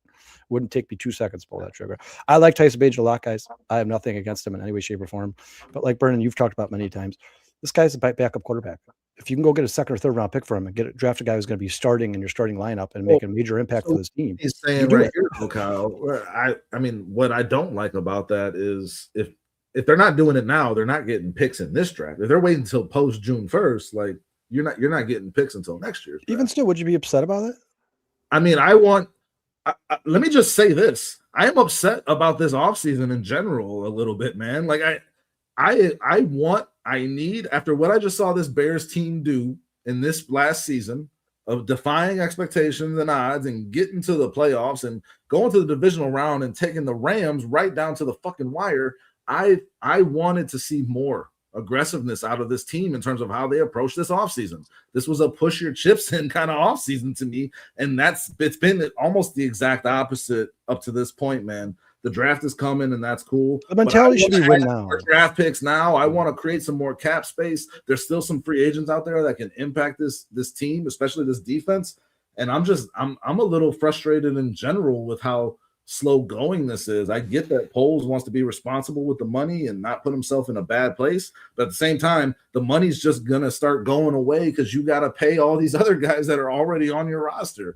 So I'm just a little frustrated in general by how this offseason has gone. I don't know if I'm alone in that. I don't think I am, but that's no. I mean, the Bears should be all in. The Bears can win now. They proved it last year. They can win now. Chicago Clubhouse says, I'm just not sure which teams think they still need a QB. And when we have to see if those Pittsburgh. teams miss out on here's the thing, Chicago Clubhouse. I think a lot of these teams, like the 2027 QB draft better than they like this one. So don't be surprised at all if a team that needs a quarterback is willing to settle for a cheap quarterback like Tyson Bagent to be kind of like a stopgap until they can draft the guy they want in 2027. I think Tyson Bagent still has takers. I think there's still teams out there that would love to have a quarterback on the roster for $4 million a year who's proven that he can win in the NFL. I mean, he went 2-2 his rookie season on one of the shittiest teams I've ever seen in NFL history. Like Dustin said, I think the value is high, and I think the reason it is high is because I think there's still a lot of mystery around Tyson Bagent. People really don't know what he is. You guys, you want to move on to the next guy here? Yeah, go for it. Here's the next guy is a little more intriguing because a lot of people, like I said, believe that Cole Kmet is the guy on his way out. Real quick, I just want to point out that True Pilgrim says he loves the way they've handled the offseason. I think there's been some good stuff for sure. I just didn't. I expected more. But I mean, there's something I want to get into with something I read today. We can get into that a little later. But I just wanted to shout out some of these comments. Yeah. Romy agrees with me. Says wasted another year of Caleb's cheap rookie contract. Prophet says let Ben and DA build it in their image and then let it rip.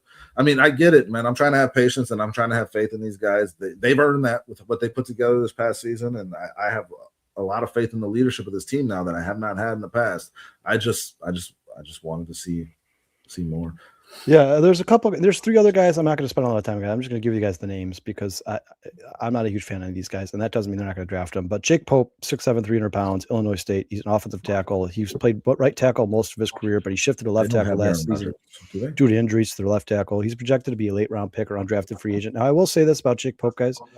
The only thing that sucks about this is they didn't have his arm length wasn't available, which is very strange to me. But I will say about Jake Pope, there are a lot of teams visiting with Jake Pope. So apparently this is a guy that the NFL thinks is going to have some success in the NFL at some point. Another guy that they had a virtual visit with is Skylar Thomas, 6'2", 212 pounds. He's defensive back out of Oregon State from the Beavers. Not a big fan of that guy either. Go watch the tape, guys. His stat line was pretty pathetic. Seems like more of a backup than anything. But one guy that I think the Bears fans should keep their eye on, and I think the Bears are seriously consider adding this guy at some point, is Dallin Bentley, a 6'3", 255-pound tight end out of Utah. Draft Buzz has his projected role in the NFL to be multi-role tight end, but he is more of a pass catcher than blocker. He ran a 4.62 40 time, and he's projected to be a 6th or 7th round pick. I do think he's going to be drafted. I don't think he makes it all the way to free agency. His 2025 stats: he had played 13 games, 48 receptions, 620 receiving yards, 12.9 yards per reception. Finished the season with 6 rushing or receiving touchdowns, and his receiving yards per game was 47.7. Draft Buzz has his overall rating at 81.1 out of 100. His quarterback rating when targeted is 107, so very impressive. His hands are 83, rarely drops passes. Short receiving 80, intermediate routes 84, deep threat 78, blocking 62. This is a guy that Ben Johnson likes a lot. Some of his strengths: thick, well-built frame, 264 pounds, with above average weight for the position, giving him a natural advantage absorbing contact through his routes and after the catch. Outstanding ball security and concentration at the catch point. Recorded 0 drops on 76 targets in 2025, which is borderline ridiculous reliability for any pass catcher. Flashes real body control and flexibility, adjusting to off-target throws, going up to high point the football, and playing bigger than his 6'4" frame would suggest. Genuinely versatility in his alignment, logging meaningful snaps in line from the slot and out wide with experience and pre-snap motion and H-back looks that give coordinators options. Near flawless pass protection efficiency in 2025, allowing just 1 total pressure on 47 pass blocking snaps while also keeping his man clean on the vast majority of his reps. Guys, this guy had 3 weaknesses. Anybody else you look at Draft Buzz has like 12. Below average height for an inline tight end, limits his ability to box out defenders at the catch point, and he won just 4 of 15 contested catch targets in 2025. Run blocking remains the biggest concern on tape. His technique is inconsistent with hand placement to all leverage, and he struggles to sustain blocks through the whistle, but it's something that NFL teams, they can believe or improve on at the next level. Lacks top end speed and explosive athleticism, giving him an average athletic profile that limits his ability to threaten defenses vertically or separate down from the seams. One thing I'll say about him, man, and like I said, this is a guy I do think the Bears are actually highly interested in. One thing I'll say about him is he did get better every single year of his career. And he started his career as a blocking tight end and finished as a receiver. And in 2025, he was one of the team's MVPs. This is a guy, if the Bears do decide to move on from Cole Kmet, even if they're waiting to move on from Cole Kmet till next year, I could see them adding this guy to the roster right now in anticipation of not having Cole Kmet next year. What do you guys think? I mean, I talked about the 13th man being a very important aspect of this football team. They let Durham Smythe walk, which is okay. You know, you can replace Durham Smythe, but you've got to have somebody. And we talked about it, whether it be an undrafted free agent or a late round pick. The Bears should prioritize this last tight end position. Well, they could still do that in free agency too on a cheap deal. Yeah, sure. I will say that potential. When I looked at, especially if you're talking about just a blocking tight end, you generally like that to be a veteran. Whatever it takes for the 13-man personnel to confuse some defense. You guys, I like the tape. Go watch the guy tape. with the threat of receiving the ball is important. He also has visits scheduled with like 25 teams, man. This guy is apparently somebody the NFL thinks very highly of and want on their team. He's also considered a leader and a good character guy in the locker room. 78 targets. Yeah, he doesn't drop pass. He's basically Cole Kmet.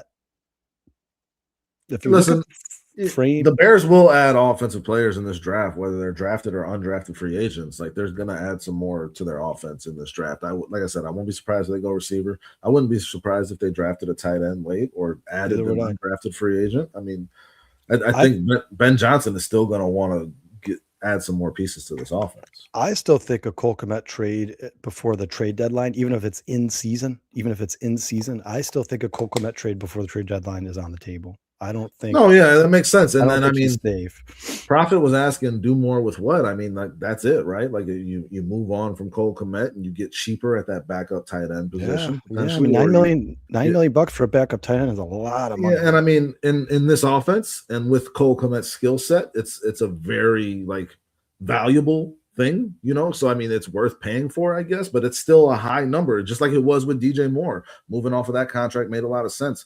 Some, restructures still make sense, but Poles ain't going to do it. So then they're just kind of stuck with what they have, and they're going to have to add through draft, and they're going to have to be really diligent in how they scout these guys when it comes to undrafted free agents, because they're going to have to fill some holes with that as well. Yeah, there's going to be a lot. This is probably going to be the most the Bears have ever had in terms of undrafted free agents. And it's looking like you guys, something we don't talk about enough. The Bears right now are just over $1 million under the salary cap. They have to they either are restructuring somebody or somebody's going. Either Jalen Johnson or Cole, somebody's leaving or they're restructuring everybody. Or an extension for Cole, as Scottish says here, like something that moves money. Yeah, and you can move money around, sure. But I'm telling you right now, the Bears have one big move before this offseason ends. Something is coming. I don't know what it is. Every professional sports writer you read about the Bears, they all say the same thing. The Bears are going to do something big before the draft. I don't know what it is. I don't know what they're going to do, but something is coming for sure. No doubt. Yeah, well, it has to. Like you said, you got to have enough money to sign your draft. It might be Jalen Johnson. I don't know, man. I have no idea. This is for the first time in my life. I know they're going to do something, but I have absolutely no idea what it is. They have to free up salary cap. They have to. They don't have enough money. There's not a lot of options besides those guys that have those bigger contracts and moving some money down the road. If you feel comfortable they're going to be on your team, you're not going to be taking money because of it. Yeah, and by the way, anybody who believes that the Bears are going to spend cash over the cap, Sean shared this with me yesterday. Since 2018, the Bears are second of last in terms of giving players cash over the cap, so paying players out of the owner's pocket. Second of last in the NFL. They are not a team, and most of that was due to Khalil Mack. This is not a team in which George McCaskey does not use cash over the cap. He does not. And Prophet and Scottish think Jalen Johnson is the likely candidate to get moved or something happened with his contract. Yeah, I mean, I love Jalen Johnson. Isn't Tyro Santos one of the most cuttable players via salary? Yeah, but you're only saving $4 million. You have to save $13 million to sign your rookie draft class. You're only saving $4 million if you cut Cairo Santos. Maybe both. Maybe Cole Kmet and Cairo Santos are no longer on this roster. Sean brought up a good point. I know it's a lot of dead cap, and it's not ideal. But I think T.J. Edwards. I don't believe he's necessarily safe on this roster. Somebody's going because the Bears need money badly, and they're not going to spend cash over the cap. We know that they never do. They're cheap. Again, and Poles doesn't restructure too, so something's got to give. Yeah, maybe that running back and steal some money. And the Bears are being very hush-hush about it. Nobody, it seems like everybody in the world knows something's coming, but nobody knows what. But I do expect Jones getting whacked. Bears fans just be ready to lose another player that you fall in love with, because I wouldn't be surprised at all if Jalen Johnson, TJ Edwards, Cole Kmet, one of these guys is no longer here. There's still some tough decisions that need to be made for sure. That is a fact. And I mean, I kind of welcome it, man. Like I said, I would like to see. Let me ask you, Justin, or both of you guys, what is the lowest offer you would take for Jalen Johnson? The team calls you up, they're like, hey, we're going to give you this, and this. Second round pick. Just a second round pick, not like a second and a fifth or anything like that. I mean, if I can get you said the lowest, I'll take a second round pick to move on. I mean, but again, like we're seeing all this stuff. I made this point on Thursday, man. Like, is it addition by subtraction that Nahshon Wright's gone, that Jaquan Brisker's gone, that Kevin Byard's gone? I don't buy into that really, because they were not yet. You got to see who they replace them with. No, so right I'm now not like good. feeling good about letting Nahshon walk for $5.5 million and Brisker for $5.5 million and Byard for $9.5 million. Like, these are all very, team friendly contracts for guys that, whether or not you like them in coverage as much, they made impact plays for this defense, and they're the reason we stayed in games and won games. So, like, who is replacing them is what I need to know and what I need to see before I feel good about them being gone. I don't just believe in addition by subtraction. I don't just believe in that.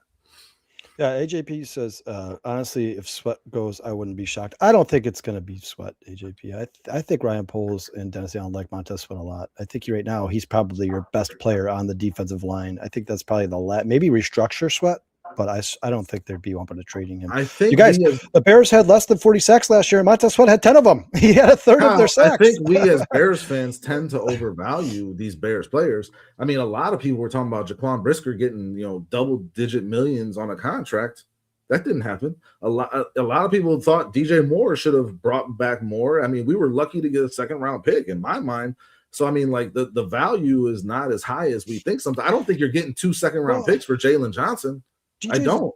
DJ's a different. He's coming off an injury. You need to see Jalen Johnson healthy. If I'm a team trading for Jalen Johnson, I want to see him healthy for an extended period of time before I invest into that, me personally. Yeah, DJ's a little bit of a conundrum because they had to take the contract, so that's why you can't ask for a first round pick when you're saying, hey, you can have DJ, but you have to pay him $110 million. That was the point the entire time. You got to consider all of it for sure. But it does surprise me a little bit that Brisker didn't get more money in free agency, and it's probably due to the concussions. I'm assuming that's probably why he did not get paid more. What's the least you would I thought he would get at least 8. I thought for sure Brisker would take for with the way the safety market was going. Yeah, I thought he'd get 8. The injury history really plays. What's the least you would take for Kyler Gordon? I'm not trading Kyler. I'm not trading Kyler Gordon. No way am I trading. I want Kyler Gordon. I think Kyler Gordon's contract is amazing. That wasn't a question. That's the answer. A first and a third. I but think Kyler Gordon has that. Kyler Gordon just had an injury plague. First round pick. He's been injury plague since he got to the NFL. Yeah, ain't nobody trading a first round pick for him, Kyle. We might value. I'm not saying he would. I'm just saying you'd have to. If you called me and were like, "Hey, we would like Kyler Gordon," I'd be like, "So do I." And they'd be like, "Well, what do you need for him?" I'd be like, "I want a first round pick." That's if you want him, first round pick, because I'm going to draft another Kyler Gordon. I think Kyler Gordon's a badass. I think he makes a huge impact on this defense when he's on the field. I think we know that. Yeah, so I want to see him on the field. I think in the second half of the Packers game, when he started getting comfortable, and the Rams game in the playoffs, I think the Bears looked like a completely different unit. And I know there was a couple different guys who contributed to that, but I think Tyreek, DeMarco Jackson, but I think Kyler had a big part in that. Man, I just think he's Jaquan Brisker too. Jaquan Brisker too. Yeah, Jaquan Brisker. You know what's unfortunate for Jaquan Brisker, especially for Bears fans? I've never thought Jaquan Brisker was a bad player ever. Obviously, concussions scare me, but his best game in a Bears uniform was the last game. Last game he ever played in the second round of the playoffs. And he's gonna go to Pittsburgh, Kyle, and he's gonna fucking kick ass, and we're gonna regret not bringing him back. Watch. Depending on what they do with Kobe, depending on where they put Kobe Bryant, though, because I've been saying that this whole time. Like, I wanted Brisker back, and what if Kobe Bryant plays the strong side? I like Kobe Bryant a lot. Listen, I like Kobe Bryant too, but I like Brisker. I like Brisker. I think he was about to start coming into his own, and I just think you might see him take off. Yeah, you also might see him get out in week 2. You don't know. Everyone in the chat thinks JJ is gone, guys. That's what I'm reading. That's what I'm showing. That's because that's what the national media has been saying. If anybody's the biggest trade piece for the Bears right now is Jalen Johnson. I would like to see Jalen Johnson healthy on the field for us. So would I. I don't want Jalen Johnson going anywhere, man. I don't think that Justin, like you just said, how many players can we get rid of? I would can't get rid of the whole team, guys. I would trade Montez. We're better off. His coverage grade was such and such. Brandon, I agree with that, Brandon. I agree with that 100%. The flip side of that coin, though, guys, is like Nashawn Wright. Nobody expected him to be a player that mattered on this defense going into last year, and then it just turned out that way. They pulled him off. Justin, what's Dennis Allen going to do? And they do that again. What's Dennis Allen going to do with Kobe Bryant? If we thought he was good before, he might even be better here. Do you guys ever seen this name? No. I have not. He says he's one concussion away from being done. He stayed healthy. He stayed healthy, guys. Hey, thanks for joining the show, man. We appreciate it. Thanks for being here. Vine, that's for you. Please hit that like button. If you guys, what I wanted to and Kyle, does a world of wonder for us, man. And obviously, I agree. The way you opened the segment was most important to me. Is you talked about the top 30. Darius, what up, brother? What's going on, D-Lock? Yeah, talked about the top 30 visits last year, and it wasn't necessarily the players' names that we saw up on this Bears team, as we did relate to. Poles does like to draft the guys he has visits with, and it is a character thing to me, guys. The more information thing is I don't really love that, but it's a character thing. Brian Poles wants to know who these guys are, especially when you're bringing in a guy who's been arrested for beating people up. But the position is what's important to me, and the position was drafted. That's what I say. Look at watch what they're bringing in, because they brought in tight ends, offensive linemen, and receivers, and their first four picks were a tight end, a wide receiver, and an offensive lineman. So keep an eye on the position of their top. We brought in a center. Those are probably the guys they're going to draft. We brought in a center. So they're definitely drafting a center. They are definitely drafting a center. So you think so? Because in our mock drafts, the chat is all throwing out center. Bradbury's obviously here on a limited time. They're drafting. Do we think the Bears are drafting their future center? And if so, how high are you going to take a guy who's going to sit on your bench? I would take him in the third round. Third round is where you target the center. I think Logan Jones, Slaughter. Lou, there's some guys there in that range. That maybe Sam Hecht is still there, but he's moving up quickly. He'll be a second-round pick, probably. Yeah, I think so too. And it sucks. He was mocked to the Packers multiple times. And it sucks too, because remember, guys, 3 weeks ago, every professional in the world, all these guys who are analysts, college analysts, were all like, the first center is not going to be taken until the third round. I think Sam Hecht's going in the second round. I really do. Listen, I'm in agreement with J2K. I don't know that they draft a center. I don't know that there's a rush to do it. I mean, what are you going to do? You're going to extend Bradbury? I think you wait and see, and then you got another draft and another free agency. But Bradbury, I think, will be enough at center for this team and this offense. I really believe Justin, that. Do you at least agree that you definitely don't want to start a rookie center? At least not at week 1. No, I that's why you have Bradbury. So, like, if the value is there, I could see them doing it, but I don't know that it's a priority. I think you guys are. I think you're missing the mark. I much more want a safety and a defensive end. I mean, I don't know that it's a priority to draft. I don't know that you're drafting a center because you want a guy for the future more so than you're drafting a center because if Bradbury gets hurt, you might not think Luke Newman's the answer at that. That's what I'm saying. If you draft a center this year, or say Bradbury gets hurt week 6, that center might be ready by week 6 or 7. You might have to. What? He might. Have no center on the team besides I got faith in Luke Newman. I haven't seen enough. I'm not saying I don't like Luke Newman. I'd like to see more for sure. I think Luke Newman looked good. I would feel totally comfortable with him being a center. That's just me.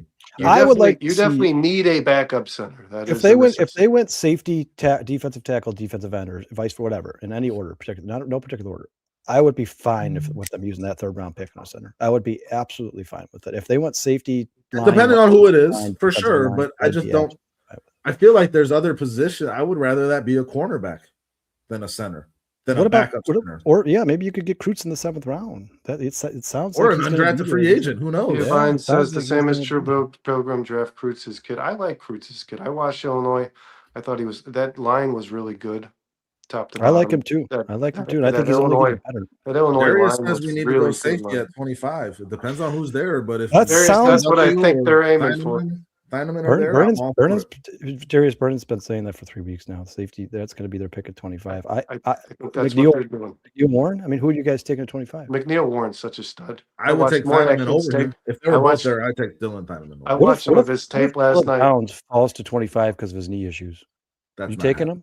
Would you take him though? What did you? Yeah, but Dustin, who projected that Will Johnson was going to be a second-round pick last year? Nobody. I mean, it started to come out. You started to see that as the draft was coming up, closer to the draft. Those reports started coming out that people were concerned, and he wasn't going to be a first-round pick. You started seeing that. If we start seeing that type of stuff, because his physicals aren't going well, his medical visits are not going well, like his visits with teams, and the medicals aren't coming back good, then hey, but then do you want to touch that guy at 25? I can tell you this: every team in the NFL made a mistake last year by not drafting Will Johnson because that guy's. I thought Will Johnson was the best cornerback in that draft last year. McNeil Warren had the highest safety ranking in like the last 5 years or something. That kid is a stud. He's a stud. He's going to be a really. I don't think he's going to be there either, guys. I don't know if the safety thing is going to work out for the Bears at 25 because I don't think either three of those guys. They might have to trade up. I agree, Dustin. If McNeil Warren's there, I'm taking him, but I don't think he's going to be there, man. I don't. It sucks for Bears fans, but these guys.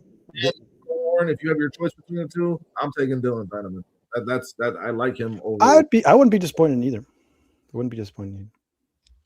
Thieneman's not going to be there.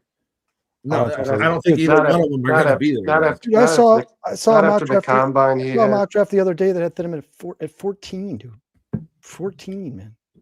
Because he was already projected where the Bears were picking, and then he had looking more and more dire that Thieneman's going to be there for the Chicago Bears. I don't. And it's not looking like it. Again, if anybody is there, it's going to be Emmanuel McNeil Warren, and I'd be okay with taking him at 25 because I think you get an immediate upgrade at your starting safety position, and I like that putting him next to Kobe Bryant.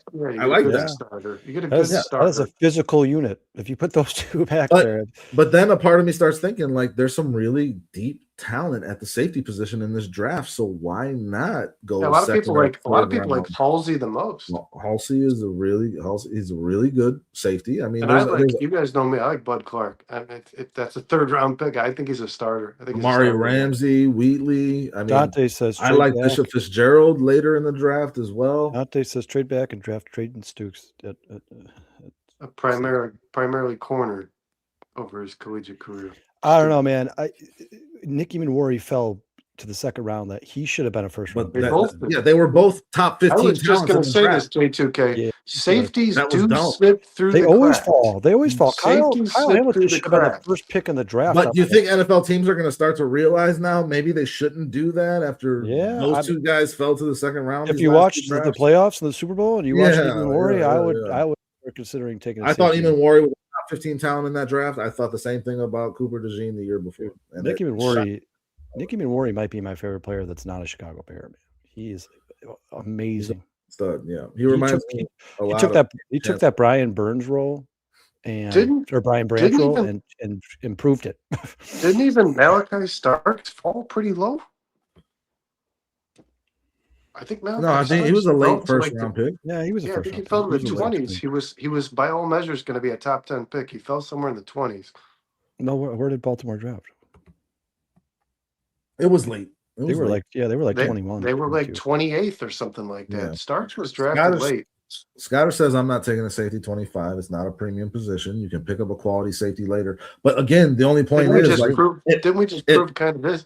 It's not a premium position, but like you can get ahead of the market by jumping on it and get a value potentially. I mean, instead of waiting for that value later as well. Wait.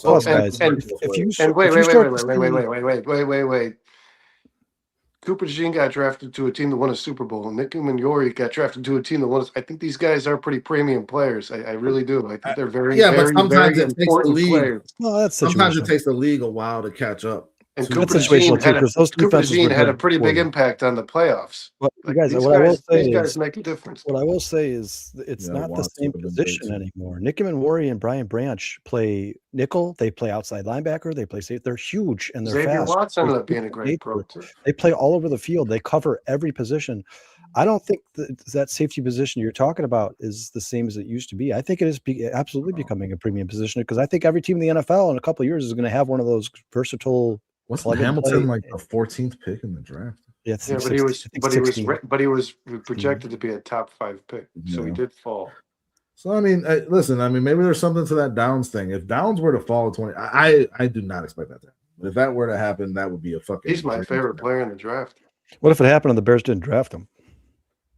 That would be par for the course for how I felt about a lot of Bears drafts until last year, to be honest. So I don't know.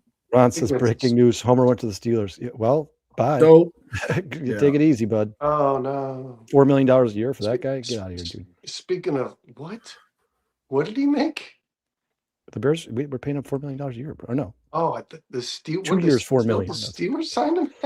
No, they probably signed him for league minimum because they're smart. Yeah, that guy should make the league. Travis Homer made way too much money for Chicago Bears. He made way too much drafts, money. Though, guys, you want to rock out a mock draft? You want me to pull one up? Yeah. These guys are all in the draft now. Yeah, you guys. If a safety is a blue chip quality player, then 25 is not a reach by any means necessary. I mean we just went through talking about taking the best player available.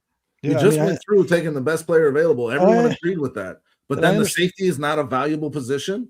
Well, I know premium. I think he's talking about the positions that get paid the most, and I understand that. You want your defensive end on a rookie deal, you want your left tackle on a rookie deal, you want your quarterback on a rookie deal, you want your wide receivers on a rookie deal. I get it, because you want to sign those guys free agency because these guys are about to start making some money, man. But if you can get a safety that changes the trajectory of your defense as a game changer, like Nickerman Warrior, Brian Branch, I would certainly consider that at 25. I think the Bears should too, for sure.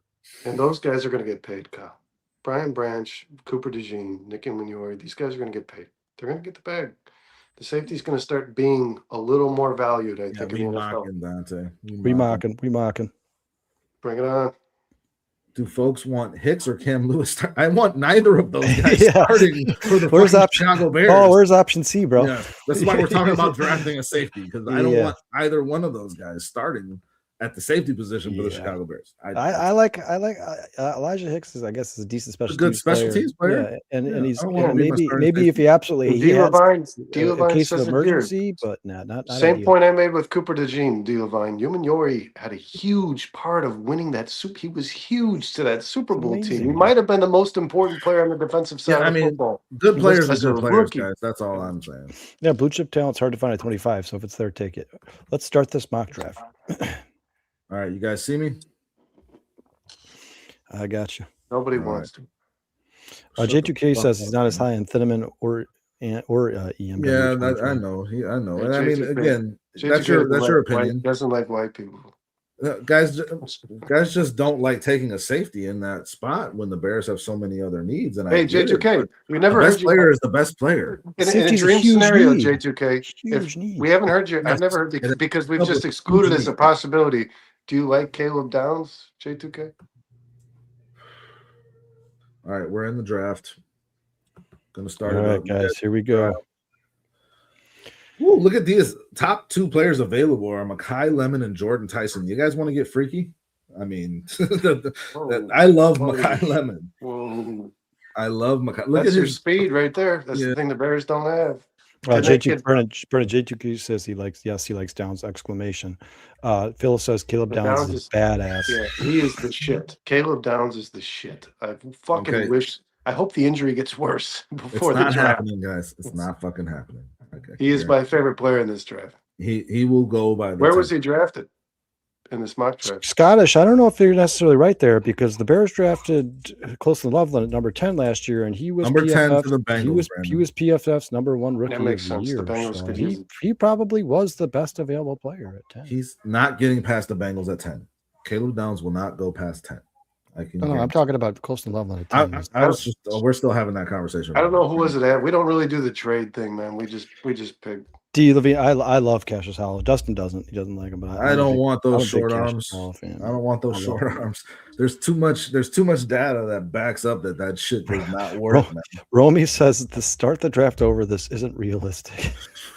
Yeah, I mean, Mekhi Lemon and Jordan Tyson are our top 2 players on the board. Mekhi Lemon will not. All right, let's scroll down a little bit here because we still got Caden McDonald. We still got TJ Parker. I like both of them. Let's just go Lemon, dude. Caleb Banks and Peter Woods. Yeah, but guys, somebody did the research on Instagram today. You guys know that Dennis Allen has never drafted a defensive tackle as big as Caden McDonald ever.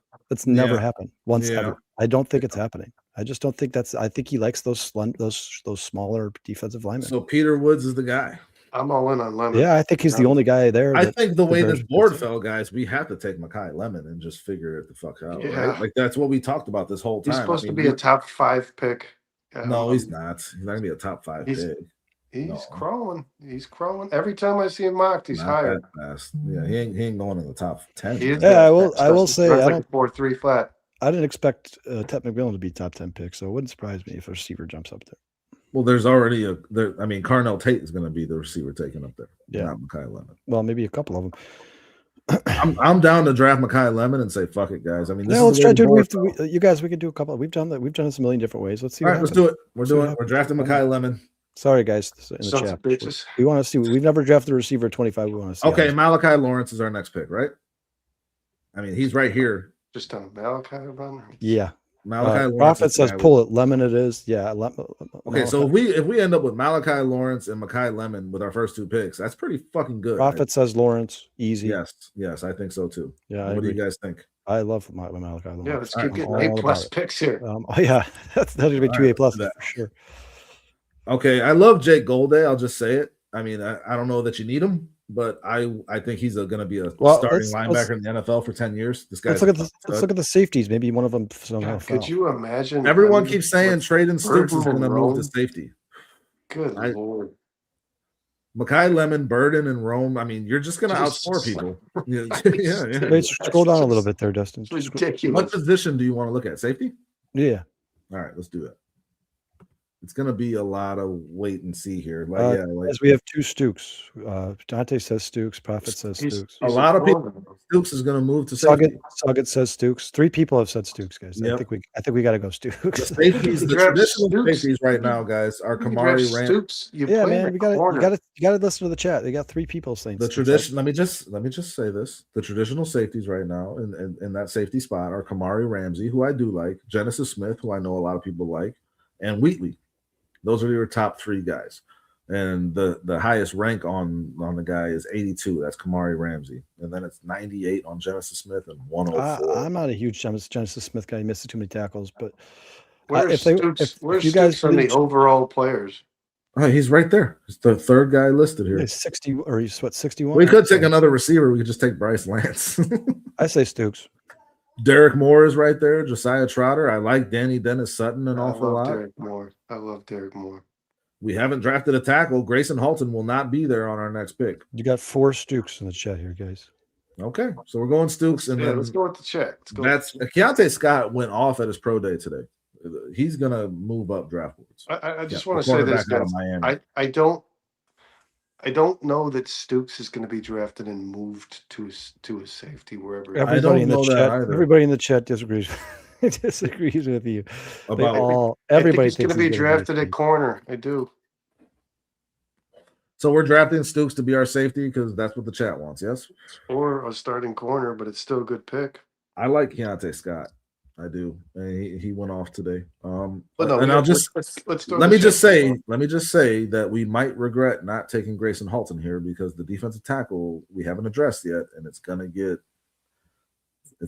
slim. All right, we're going Stooks. Sure. All right. Brandon sounds excited about this. Going Stooks. I don't like moving players. I love drafting the player and then moving them to a different position. All right, now here's your Anthony Hill. I love Anthony Hill. He's your 3rd. Oh my God, dude. This J2K says Wheatley ran a 4.62 today. Oh no. Ooh, that's rough. Sam Hecht is right there at 89. You believe that? That's your center. So we take that now. Devin Moore is your cornerback. He's good. Anthony Hill. Is Kyle Lewis still there? Just out of curiosity. Who? Kyle Lewis. I don't see a Kyle Lewis. Linebacker. Let's take Sam Hecht. Come on. Yeah, I'm going. I would think he's going to be farther down the list, Kyle. Hecht can play anywhere on the interior line. I'm just curious. I'm not saying to draft him. I just want to see if he's still there. Oh no, he went. He's gone. Yeah, he's if you draft Sam Hecht, want to move Joe Tooney to left tackle, that's a possibility because that kid can do anything. I personally would rather have Anthony Hill Jr. to be a traditional linebacker than Kyle Lewis. I personally would rather. I prefer Anthony Hill. Well, Kyle Lewis is an option. Nope. I think if you draft Hecht, you leave Bradbury at center, and Hecht plays your left guard position. We still have not drafted a defensive tackle, guys. Are we good with that? Is that here? This was mentioned in the chat. Let me just talk about this for a second. You've addressed the defensive tackle in free agency in multiple ways. You did it last year, and you still have Javon Dexter. Like, are we good with our defensive tackles? No. So then, what are we looking at? Well, let me see. But are we already out of the realm of making a difference? Dante Corleone could make a difference, and so could Caleb Proctor. Yeah, Caleb Proctor for sure. I like Caleb Proctor a lot. Zane Durant. We could wait on Proctor Zane Durant a lot more than Corleone. Why is that? Because he's a freak. Well, he's a physical specimen for sure. Dante Corleone is just a giant fucking dude, 6'1", 335 pounds. What's the chat saying, guys? All right, guys. Do you guys think we should go Hecht? Chat, do you think we should go Sam Hecht, or do you think we should go Caleb Proctor? Or Corleone. Or Corleone. Yep. And then Anthony Hill Jr., if you still want to add to your linebacker, I fucking love this kid. He's just I think that him getting him at 89 would be fucking ridiculous. I think if you drafted Sam Hecht, you would be moving Tooney to left tackle. I really do. He would start at left guard. Suggett says Hecht. Prophet says Hecht. Okay. So Hecht is the consensus, it's seeming like. Okay. No Anthony Hill Jr. love, huh? I guess we're good on our linebackers. Well, J2K says Anthony Hill is a top 50 pick, and Prophet said Hill or Hecht. Yeah. Listen, you guys want to go Hill? I'm fine with that. Best available player. I'm all about. But I mean, then that means you got DeMarco Jackson, you're extending Bradbury, yeah. Devin Bush, and you got Anthony Hill. I mean, and you just re-signed Sanborn. So it's like, what's the bigger need? Is the backup center or a rotational linebacker? I mean, if you're going off need, then it's tackle. But if you're going best player available, it's probably Anthony Hill. Sam Hecht, he's plugging in as a starter. I really believe that. A lot of Hecht in here, guys. A lot. All right, we're drafting. Prophet says Hill is best player available. I think so too. I think so too. But we're gonna go Hecht. Yeah, why not? Let's do it. Yep. All right. These are all A+ picks. I think Anthony Hill was the best player available as well. We could get our backup quarterback in Drew Aller right now. How we feeling about the Penn State quarterback? Fuck that dude. Deontay Lawson. That's another line. Jason Kilgore. I mean, there's a lot of talk about him playing safety too, right? Or Jelon Kilgore? Am I thinking of two different people? The South Carolina cornerback. I like him. He's available at edge. I've heard the name. I don't know much about him. What about defensive tackle, guys? Because we still have it. Draymond Capehart. He's solid. I like him. 6'5", 315. Ooh. Zane Durant. We're not picking until the 7th round after this. So yeah, we're taking Vincent Anthony in the 7th round. So that's I'm fine with Capehart. You are? Or who? I like Zane Durant. That kid's. Yeah, you're talking about Dennis Allen type players. Zane Durant would be very a reach. athletic player.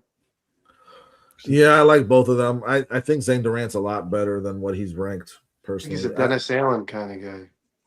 Yeah, he can be versatile on that line. Just move around. Max Llewellyn is a guy that I don't like at all. I just want to say that. I know a lot of people kind of Zane Durant guys. Chat, where you at? Dame Tucker is still there at edge. Mason Rieger. The chat has become Prophet. Prophet has become chat. Chat is awfully quiet. Prophet says Durant. Really? I like Durant. I think if you're looking at Dennis Allen type. Do we have any thoughts on Kilgore at the cornerback position? I don't know anything about Kilgore and whatever Division III school. Dante says you guys got to start taking a tackle inside the top 40. Outside is too much for bust. Yeah. Suggett says I'm sure Durant at this point. Yeah, I'm all over Durant. Prophet says toast. I don't know what that means. Toasting us? The draft is toast. I'm Durant.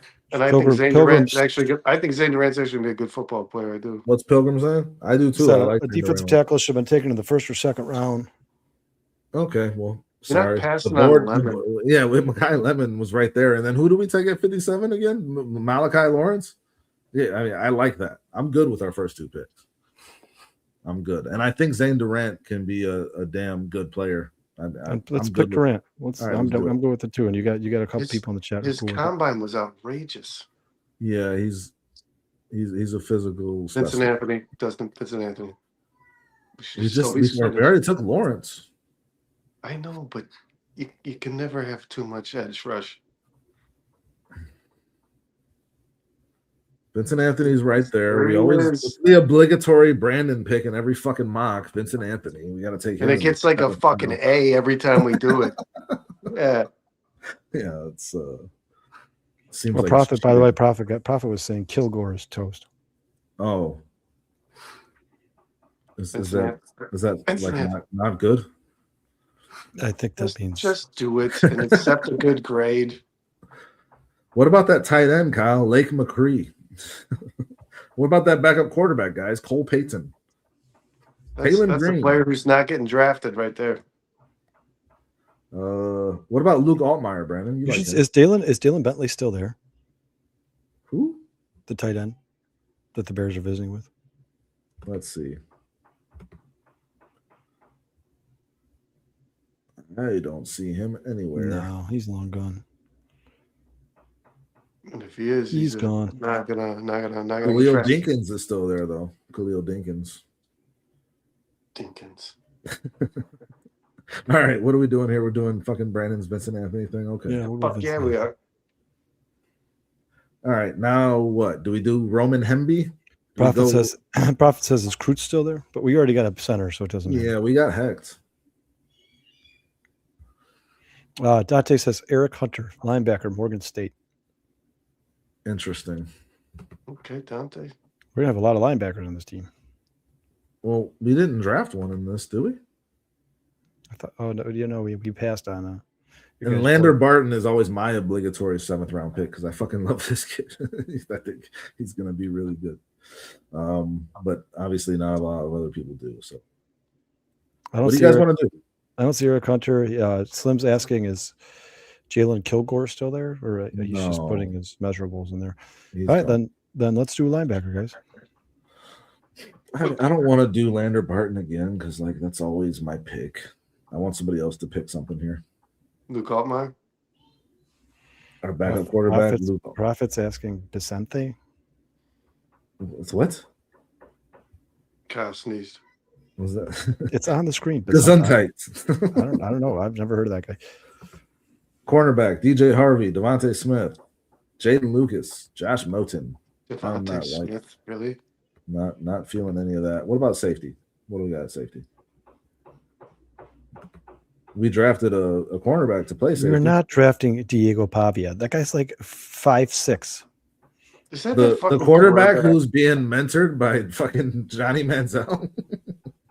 Is that who we're talking about? Prophet says his name is Will Basante. I don't know who that is. Will or Prophet, fill us in, man.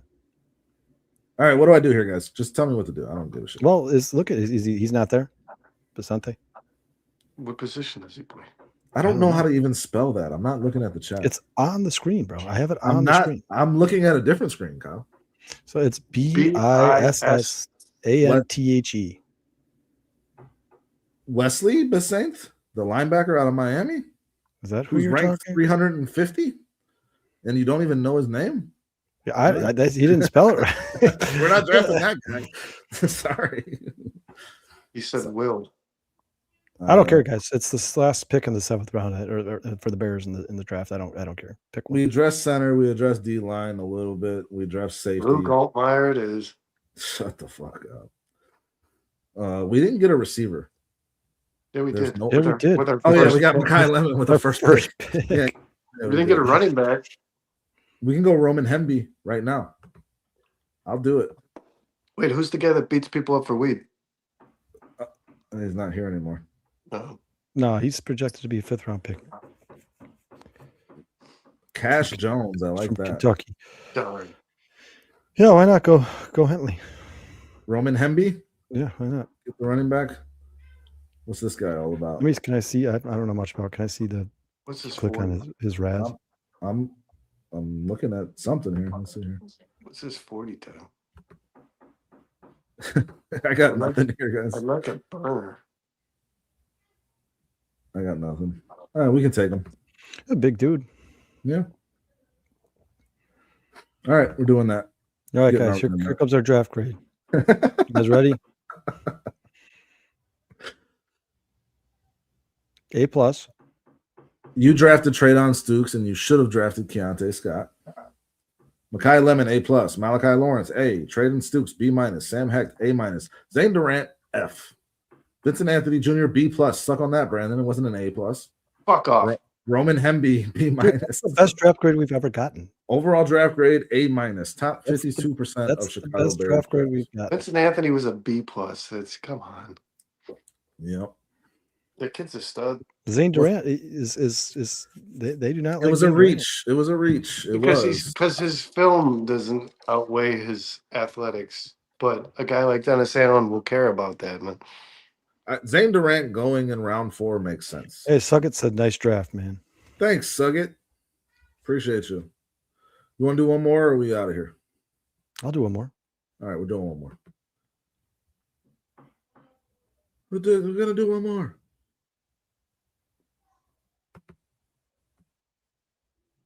Right. It's an awkward draft for the Bears, man. That huge space, no 5th, no 6th. Yeah, man. Like, so the trade back makes a lot of sense, but like I don't like doing trades in this one. I don't. You guys want to look at some trades or what? Well, sooner or later you got to start picking the best player available. Ooh, Emmanuel McNeil Warren. All right, guys, we got Omar Cooper Jr.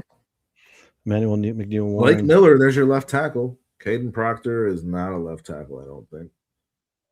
TJ Parker, Denzel Boston, Peter Woods. Proctor is a left tackle, but Sean has concerns about him. I don't think he's going to be a left tackle. Oh, you don't think he's going to be good?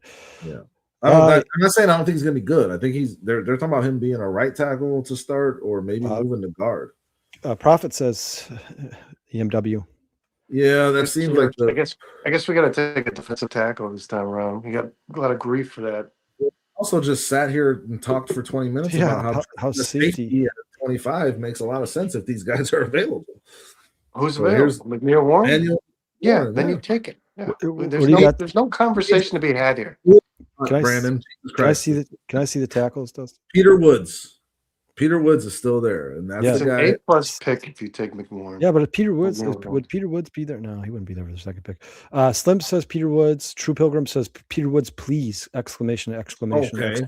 Romy says give the people what they want. Romy says Peter Woods. Everybody says safety is too deep. Safety is too deep. Peter Woods just say this. It's going to be like a C+ grade. I'll just say this: that if Keldrick Falk is there, I'm taking him. If Peter Woods is there and Falk isn't, I'm taking him. And then right behind that, I got Thieneman, but he's not going to be there. And McNeil Warren is right there. So like that's my list. Like I'm taking Peter Woods over McNeil Warren. H2K says Peter Woods. Yeah, saying Peter Woods, man. Peter Woods is the guy for me. I think Falk is the best defensive end. I know a lot of people disagree with me in this chat. Falk is my number one. Like I am not fucking around. McNeil Warren might be the best safety in this draft. For sure, but we're going Peter Woods. Yeah, Peter Woods. Stop the run, man. Yeah, let's give the chance. Let's stop give the run. You win championships. Peter Woods. All right, we'll get our safety in the second round. Okay. 100%. No, you don't. No, don't do that. Don't do that. Just to do that. Oh no, Jadarian Price is right there. Yeah, let's do that. Yeah, let's do that. I love doing that. Let's see the safeties. Lawrence is right there too. Oh, we could take Traydon Stukes and move him to safety. Oh, the safeties. Halsey has not been here at the 57th pick one time in these drafts recently, so we got to wait until third round. Safety. Yeah, Bob Clark in the 4th. Romy says Price. Dante says Price. Yeah, it's Price all the way. Price, yeah. It's Price all the way, like isn't it? Yeah. Yeah, if you don't take safety with the 25th pick, you're gonna wait on that for sure. Yeah. True Pilgrim says Malachi Lawrence. We just took Lawrence at 57 in our last draft. I love Lawrence. Slim Boogie says trenches. Suggett says yes, Price. Guys, here's the legit question: Would you take Jadarian Price over Lawrence at this pick if this was how it felt? Yes, I think he's a better player. I think I would take Jadarian Price over Lawrence here as well. Then let's do it. Kyle, what about you? You taking the need of the we just took a defensive alignment, man. Let's add to the offense. No, I'm just asking you though, if this is how it played out, you could impact if you draft Peter Woods and Lawrence back to back, your defensive line has changed dramatically. I'm not gonna lie, man. I like Malachi Lawrence a lot. I've watched some tape on Jadarian Price. It wasn't that much there. A lot of his work was on special teams, and then obviously I watched the few huge runs he had. But I don't know, man. I think he's a complete back, Kyle. I think he's I'm sure he is. But if you're talking about you want to make this defense competitive this year, you add those two guys to the defensive line, man. And you've made a huge change. Huge. Yeah, you made it huge. But everybody in the chat wants Price. I would go Price over Lawrence if this situation. Well, if you guys want Price, everybody in the chat wants Price. Let's go Price. A second rounder, are we still going best player available? I just thought it was worth discussing. Guys, we have another pick and 3 picks, so let's see what happens. Hopefully Lawrence falls. He's right there. Oh, he's right there. Everybody gets what they want. Everybody gets what they want. Sick, it's Christmas. Sick, and 4 stars. And Kamari Ramsey's still there. Try take him. Take him, dude. Take him, dude. Yeah. Okay. Yeah, let's do it. This is just God is smiling on us. Yeah. Right this would be the best situation. Yeah. This would be the best possible fucking draft you could have. Nothing but studs all over. We could still draft Vincent Anthony. We could draft Carson Beck. Hell yeah. Fuck yeah. That's our backup quarterback. Let's look at the receivers. CJ Daniels, I like him. I like Tyreek Sapp. Emmett Johnson. There's Jaeger Burton. Torian York. Not a lot of receivers going down this list. You just got the one, CJ Daniels. Not a lot to go off on that one. All right. 2025, 13 games played. 335 snaps, 46 in the slot, 288 wide, 50 receptions on 67 targets for 557 yards and 7 touchdowns. This guy catches touchdowns on his targets for sure. He had a really down year in 24. What's his 40? What's his height? They don't have that shit in here, dude. What's his height? Let's see here. I just told you he's 6'2". No, 6'2", 205. Good. That's pretty tall for a receiver, man. Unless this dude runs a 4.3 something, I'm good. Yeah, I don't know why they don't have. Somebody throw in the chat, guys. What's CJ Daniels' 40 time? We could look at other receivers. Kyle wanted to look at it. Let's see. Cyrus Allen. He's all right. Josh Cameron out of Baylor. I like him. I like Jeff Caldwell. There's some options here, I guess, later on. I don't know. Unless we take CJ Daniels here, Kyle, I don't think we're taking a receiver. So his 40 time is not publicly listed. That's not good. What do we think of Will Lee? The draft buzz says unofficial 40 time is a 4.44. 4.44? Unofficial. This can't be real. Is this real? Will Lee, the cornerback, has 4 touchdowns every year since 2023. Look at this. The cornerback has 4 touchdowns in 25. 20. Do they use him on offense? I don't know who this guy is. He has 4 total interceptions for his career. Good old Willie. It could be forced fumble or fumble recovery. Good old Willie. Yeah. I mean, if this guy's getting the end zone, maybe they just there and it was like 4-0-0 or. That's left on the defensive line. Slim saying Logan Jones. Jeff Caldwell's still there, true. I think he will be there. Romy's saying center as well. You guys want to look at that? Yeah, let's take a look. Maybe Kreutz is there. Maybe we can just ignore that. Kreutz won't be picked till like the 5th round. It's Jaeger Burton and Pat Coogan and Matt Golden. Dustin, what's left on the defensive line? Guys, I don't think any of those guys are going to change your franchise. Well, we did draft Peter Woods and Malachi Lawrence. So at edge, yeah, Tyreek Sapp, I like him a lot. And that's George Gums, Vincent Anthony. We know we can have him in our pocket till the 7th round. Hell yeah. Yeah. And he's going to get a B+. Maybe it turns to a B- this time. Just to say it's not going to turn into a B-. Tim Keenan, Cape Hart, Albert Regis, Zane Durant. It's the usual suspects over Don't here. Don't take Zane Durant. We're getting half. Yeah, it's too early for that. I don't know, guys. What do you think? Well, Sapp's anybody in the chat high saying up on their anything? list, man. If they're saying center, but the only center, I mean, Jaeger Burton is right there, and he's a guy that the Bears have visited with. There's Dallin Bentley right there as well, the tight end out of Utah. You guys want to throw a little curveball here? I mean, we've been so lucky. Marlon Klein, the tight end, is right there. Bryce Betcher, the linebacker out of Oregon. Let's go to linebackers real quick. Can I see linebackers? Let's see. Torian York, Caleb Elarms-Orr. I like him. Jack Kelly is right there, but he's 219. Caleb Elarms-Orr is a good player for sure. Yeah, I like him, and he had a damn good combine too. Thank you, Slim. As always, man, we appreciate you, brother. He says he's predicting back-to-back NFC titles. $2 yes, chat. Thanks, brother. Appreciate you, man. A2K says cornerback Will Lee has good length and speed. Can be a playmaker on the ball, but he gets burnt a lot. He's up and down all game. Huge talent, huge risk. Sounds like Nahshon Wright. Sounds like we're replacing Nahshon Wright with Nahshon Wright. Burton Romy says, Slim, you're the man, dude. You're the man. All right, man. J2K, thank you for that. I mean, I'd take a shot on Will Lee here. I mean, I don't think that. I mean, cornerback should be something that gets addressed in this draft. I think. Let's go Sapp. It depends on what they think. I think we go Will Lee, guys. Oh man, Slim just sent us another one. Slim, you're the man, dude. Thank you so much, brother. Thanks, Slim. Or maybe he's. I think he's. Slim Bo Boogie. No, I think he's just correcting his chat. Sorry, but either way, man, we appreciate you and love you. Yeah, why not, Dustin? Let's go Will Lee. Go the cornerback. I mean, I didn't look at his. He said he's 6'1", 189. His PFF rank is 114. I mean, his grades are not the greatest, but I don't know. This doesn't sound good. Yeah, he does sound a lot like Nahshon Wright, length and speed. Passer rating against in 2025 was 108.4. Yep, no thanks. 2024 it was 82.6, and then 2023 it was 116.2. Nah, this guy sucks. So he's inconsistent. This guy sucks. I like Tyreek Sapp, man. Are we doing that? Go Carson Beck or Jalen Kilgore? But I mean, I've been informed that he's toast. He's toast. Let's go Sapp. Charles Demings. J2K, what do you got on Charles Demings?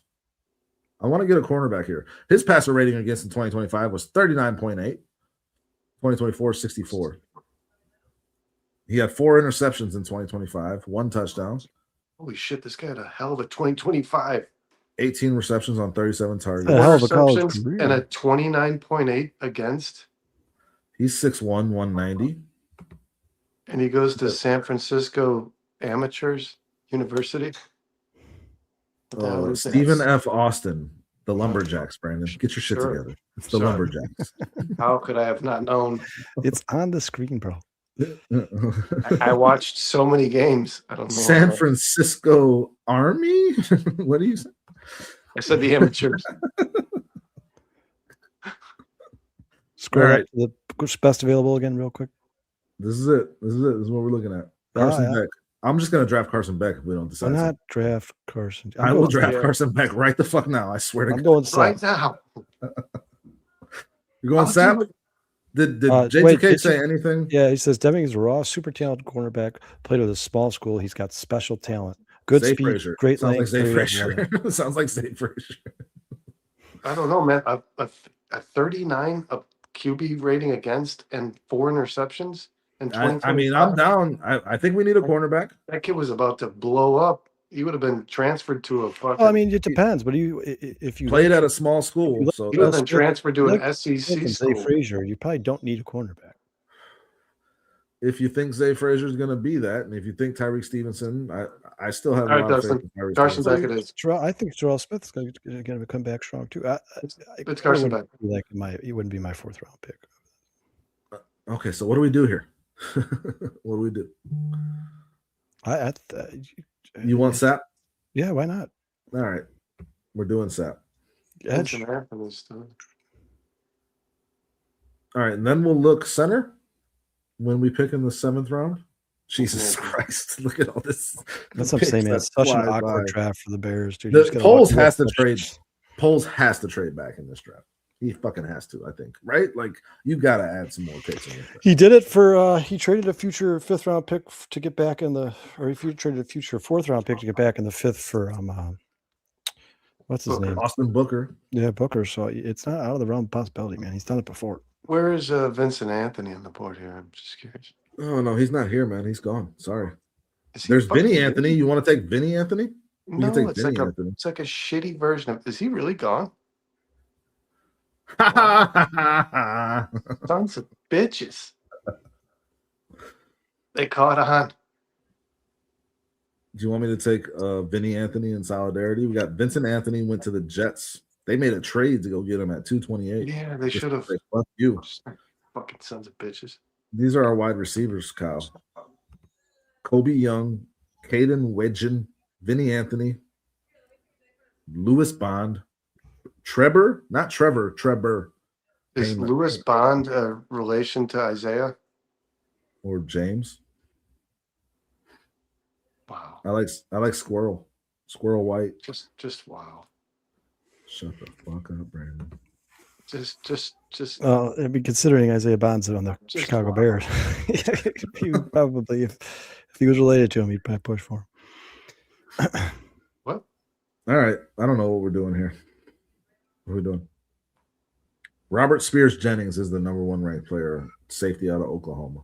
Yeah, unless the chat throws something, this is irrelevant. Where did Carson Beck go? I'm curious. Is he like a 4th round? What is Carson Beck? Romy says QB.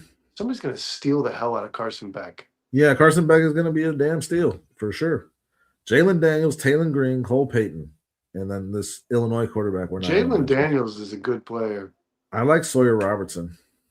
Jalen Daniels is a good Cole player. Payton. I would go Cole Payton. If you're going quarterback, you're go Cole Payton. Cole Payton's a badass dude.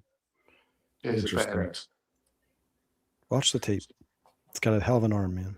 He's like Walter Payton. Yeah, I don't like any of this quarterback shit. I don't like any of it. Not a fan. Luke Altmaier got drafted, huh?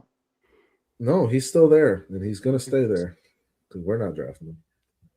I think we should draft. No, J2K says look at linebacker and quarterback. Well, we looked at quarterback. Cornerback. J2K's got something up his sleeve.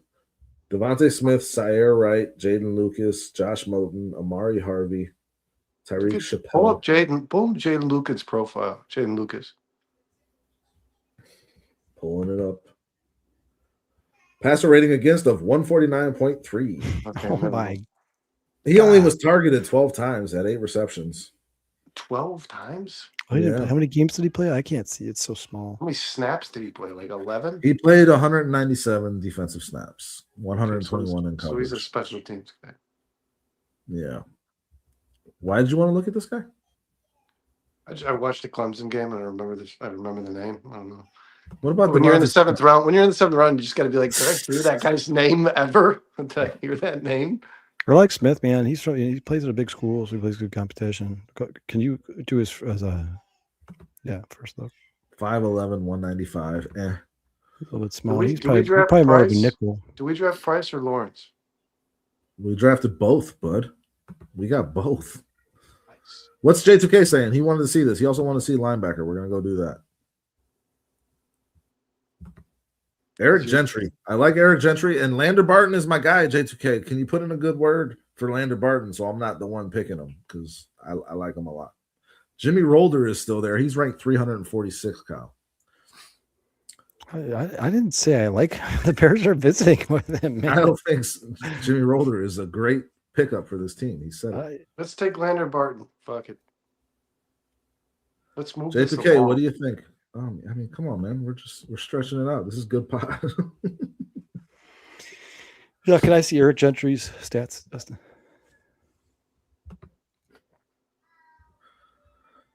Uh, 51 tackles, 15 missed tackles. That's kind of rough. 668 defensive snaps. And he had 51 tackles? Yeah. Because he had 15 missed. That's I'm good. He had like 20% of his tackles as missed tackles. Now Lander Barton, on the other hand, not much better. 36 tackles, 12 missed. Yikes. How can you have 600 something snaps played and have 36 tackles, bro? I don't know, man. I don't know, but I like him. I'm just gonna say it. 6'5", 240, and the guy runs like a gazelle. You guys can go wherever you want here, man. I'm happy with our first 4 picks. Yeah, we kind of won the draft just with that, right? Yeah, do whatever you feel you need. Yeah, see if Ruben Hippolyte's still on the board. J2K says Barton would be good on the practice squad. Could play linebacker, tight end, and fullback. Okay, so that's a ringing endorsement. Good point. Suggett says, yeah, but what about Jimmy Rolder? Suggett says check both. You guys want to take a tackle? Felili Feamomo. He's only allowed 4 sacks in the last 2 years. Allowed 16 hurries. Wow. That's kind of rough. Yeah, Wake Forest team. He took all of his snaps at right tackle. Never mind. J2K says take linebacker, Soros. Hey, is Krutz still there? Take Soros? Or he took a center, didn't we?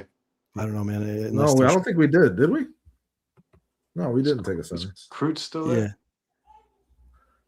J2K wants Sorry. Let's look at him. 19 missed tackles. He takes the cake. More like 52 tackles. Sorry for your loss, eh? Yeah, he's got some bad individual grades during games too. Sorry, I must have missed you.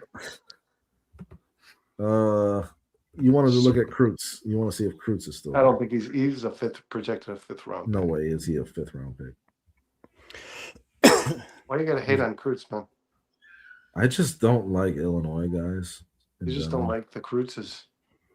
We're saying guys, like, are you addressing us, or are you saying you don't like Illinois guys? I don't like Illinois guys. Gentlemen. Yakis is going to be a stud. Yeah, I like him. I like him for sure. All right, so he said take Sorry. Why not? Yeah, I mean it's the only input we've gotten in regards to this. You won't be sorry. Just do Jesus Christ, we got to get this shit. Just do it. Take a wide receiver. We got another pick. Fuck. Take a wide receiver. Take a wide receiver. I'm gonna take the best wide receiver and Colby Young. Take some depth. Yeah, in case Walker gets hurt or something. You've earned one new award. This is not gonna be an A-. You drafted Peter Woods. We should have drafted Emmanuel McNeil-Warren. Wow, look at that. We should have. Look at this though. Peter Woods got a B. Jadarian Price got a C+. You endorsed that one, Brandon. Then look at the rest. Everyone endorsed that one. A B+. Sorry, got us a C. Yeah, B+. Pretty solid. We're in the bottom 39% of Chicago drafts. I like this draft though, guys. You got Peter Woods, Price, Lawrence, and Ramsey and Sapp.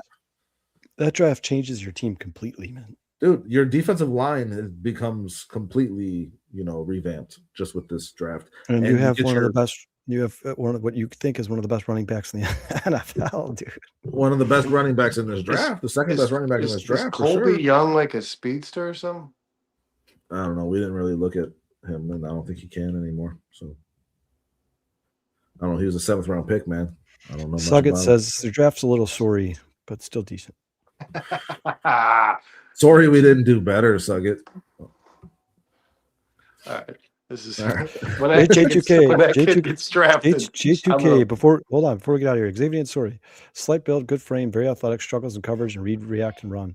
Gets out of position, takes the beat. Arm tackles are rarely successful, takes poor angles. When it's obvious and clear, he can close quickly. Athletic traits with terrible football instincts. Tweener, backup, undersized, weak side linebacker. Why did you tell us to take him? Sounds pretty sorry to me. I mean, let's face it. It's a 7th round pick. How much top tier talent is going to be there? All right, guys. He's no Kyle Monunga. Thank you so much, guys, for being here tonight. We appreciate it. We love you all. Thanks for the support. So many good comments, man. Once again, you guys have killed it in the chat. Sorry, guys. Tell Brooklyn what's up. You want to say hi? Yeah, let her say hi. There she is. What's up, dude? The champ. She should have been here for the draft. Brandon. Yep, that's Brandon. Uncle Brandon. She said Uncle Brandon. That's cute. Hi, Brookie. What is that? It's a podcast. That's a Dustin. This is a Dustin. It's rather bonafide. The podcast. Mm-hmm. Yeah.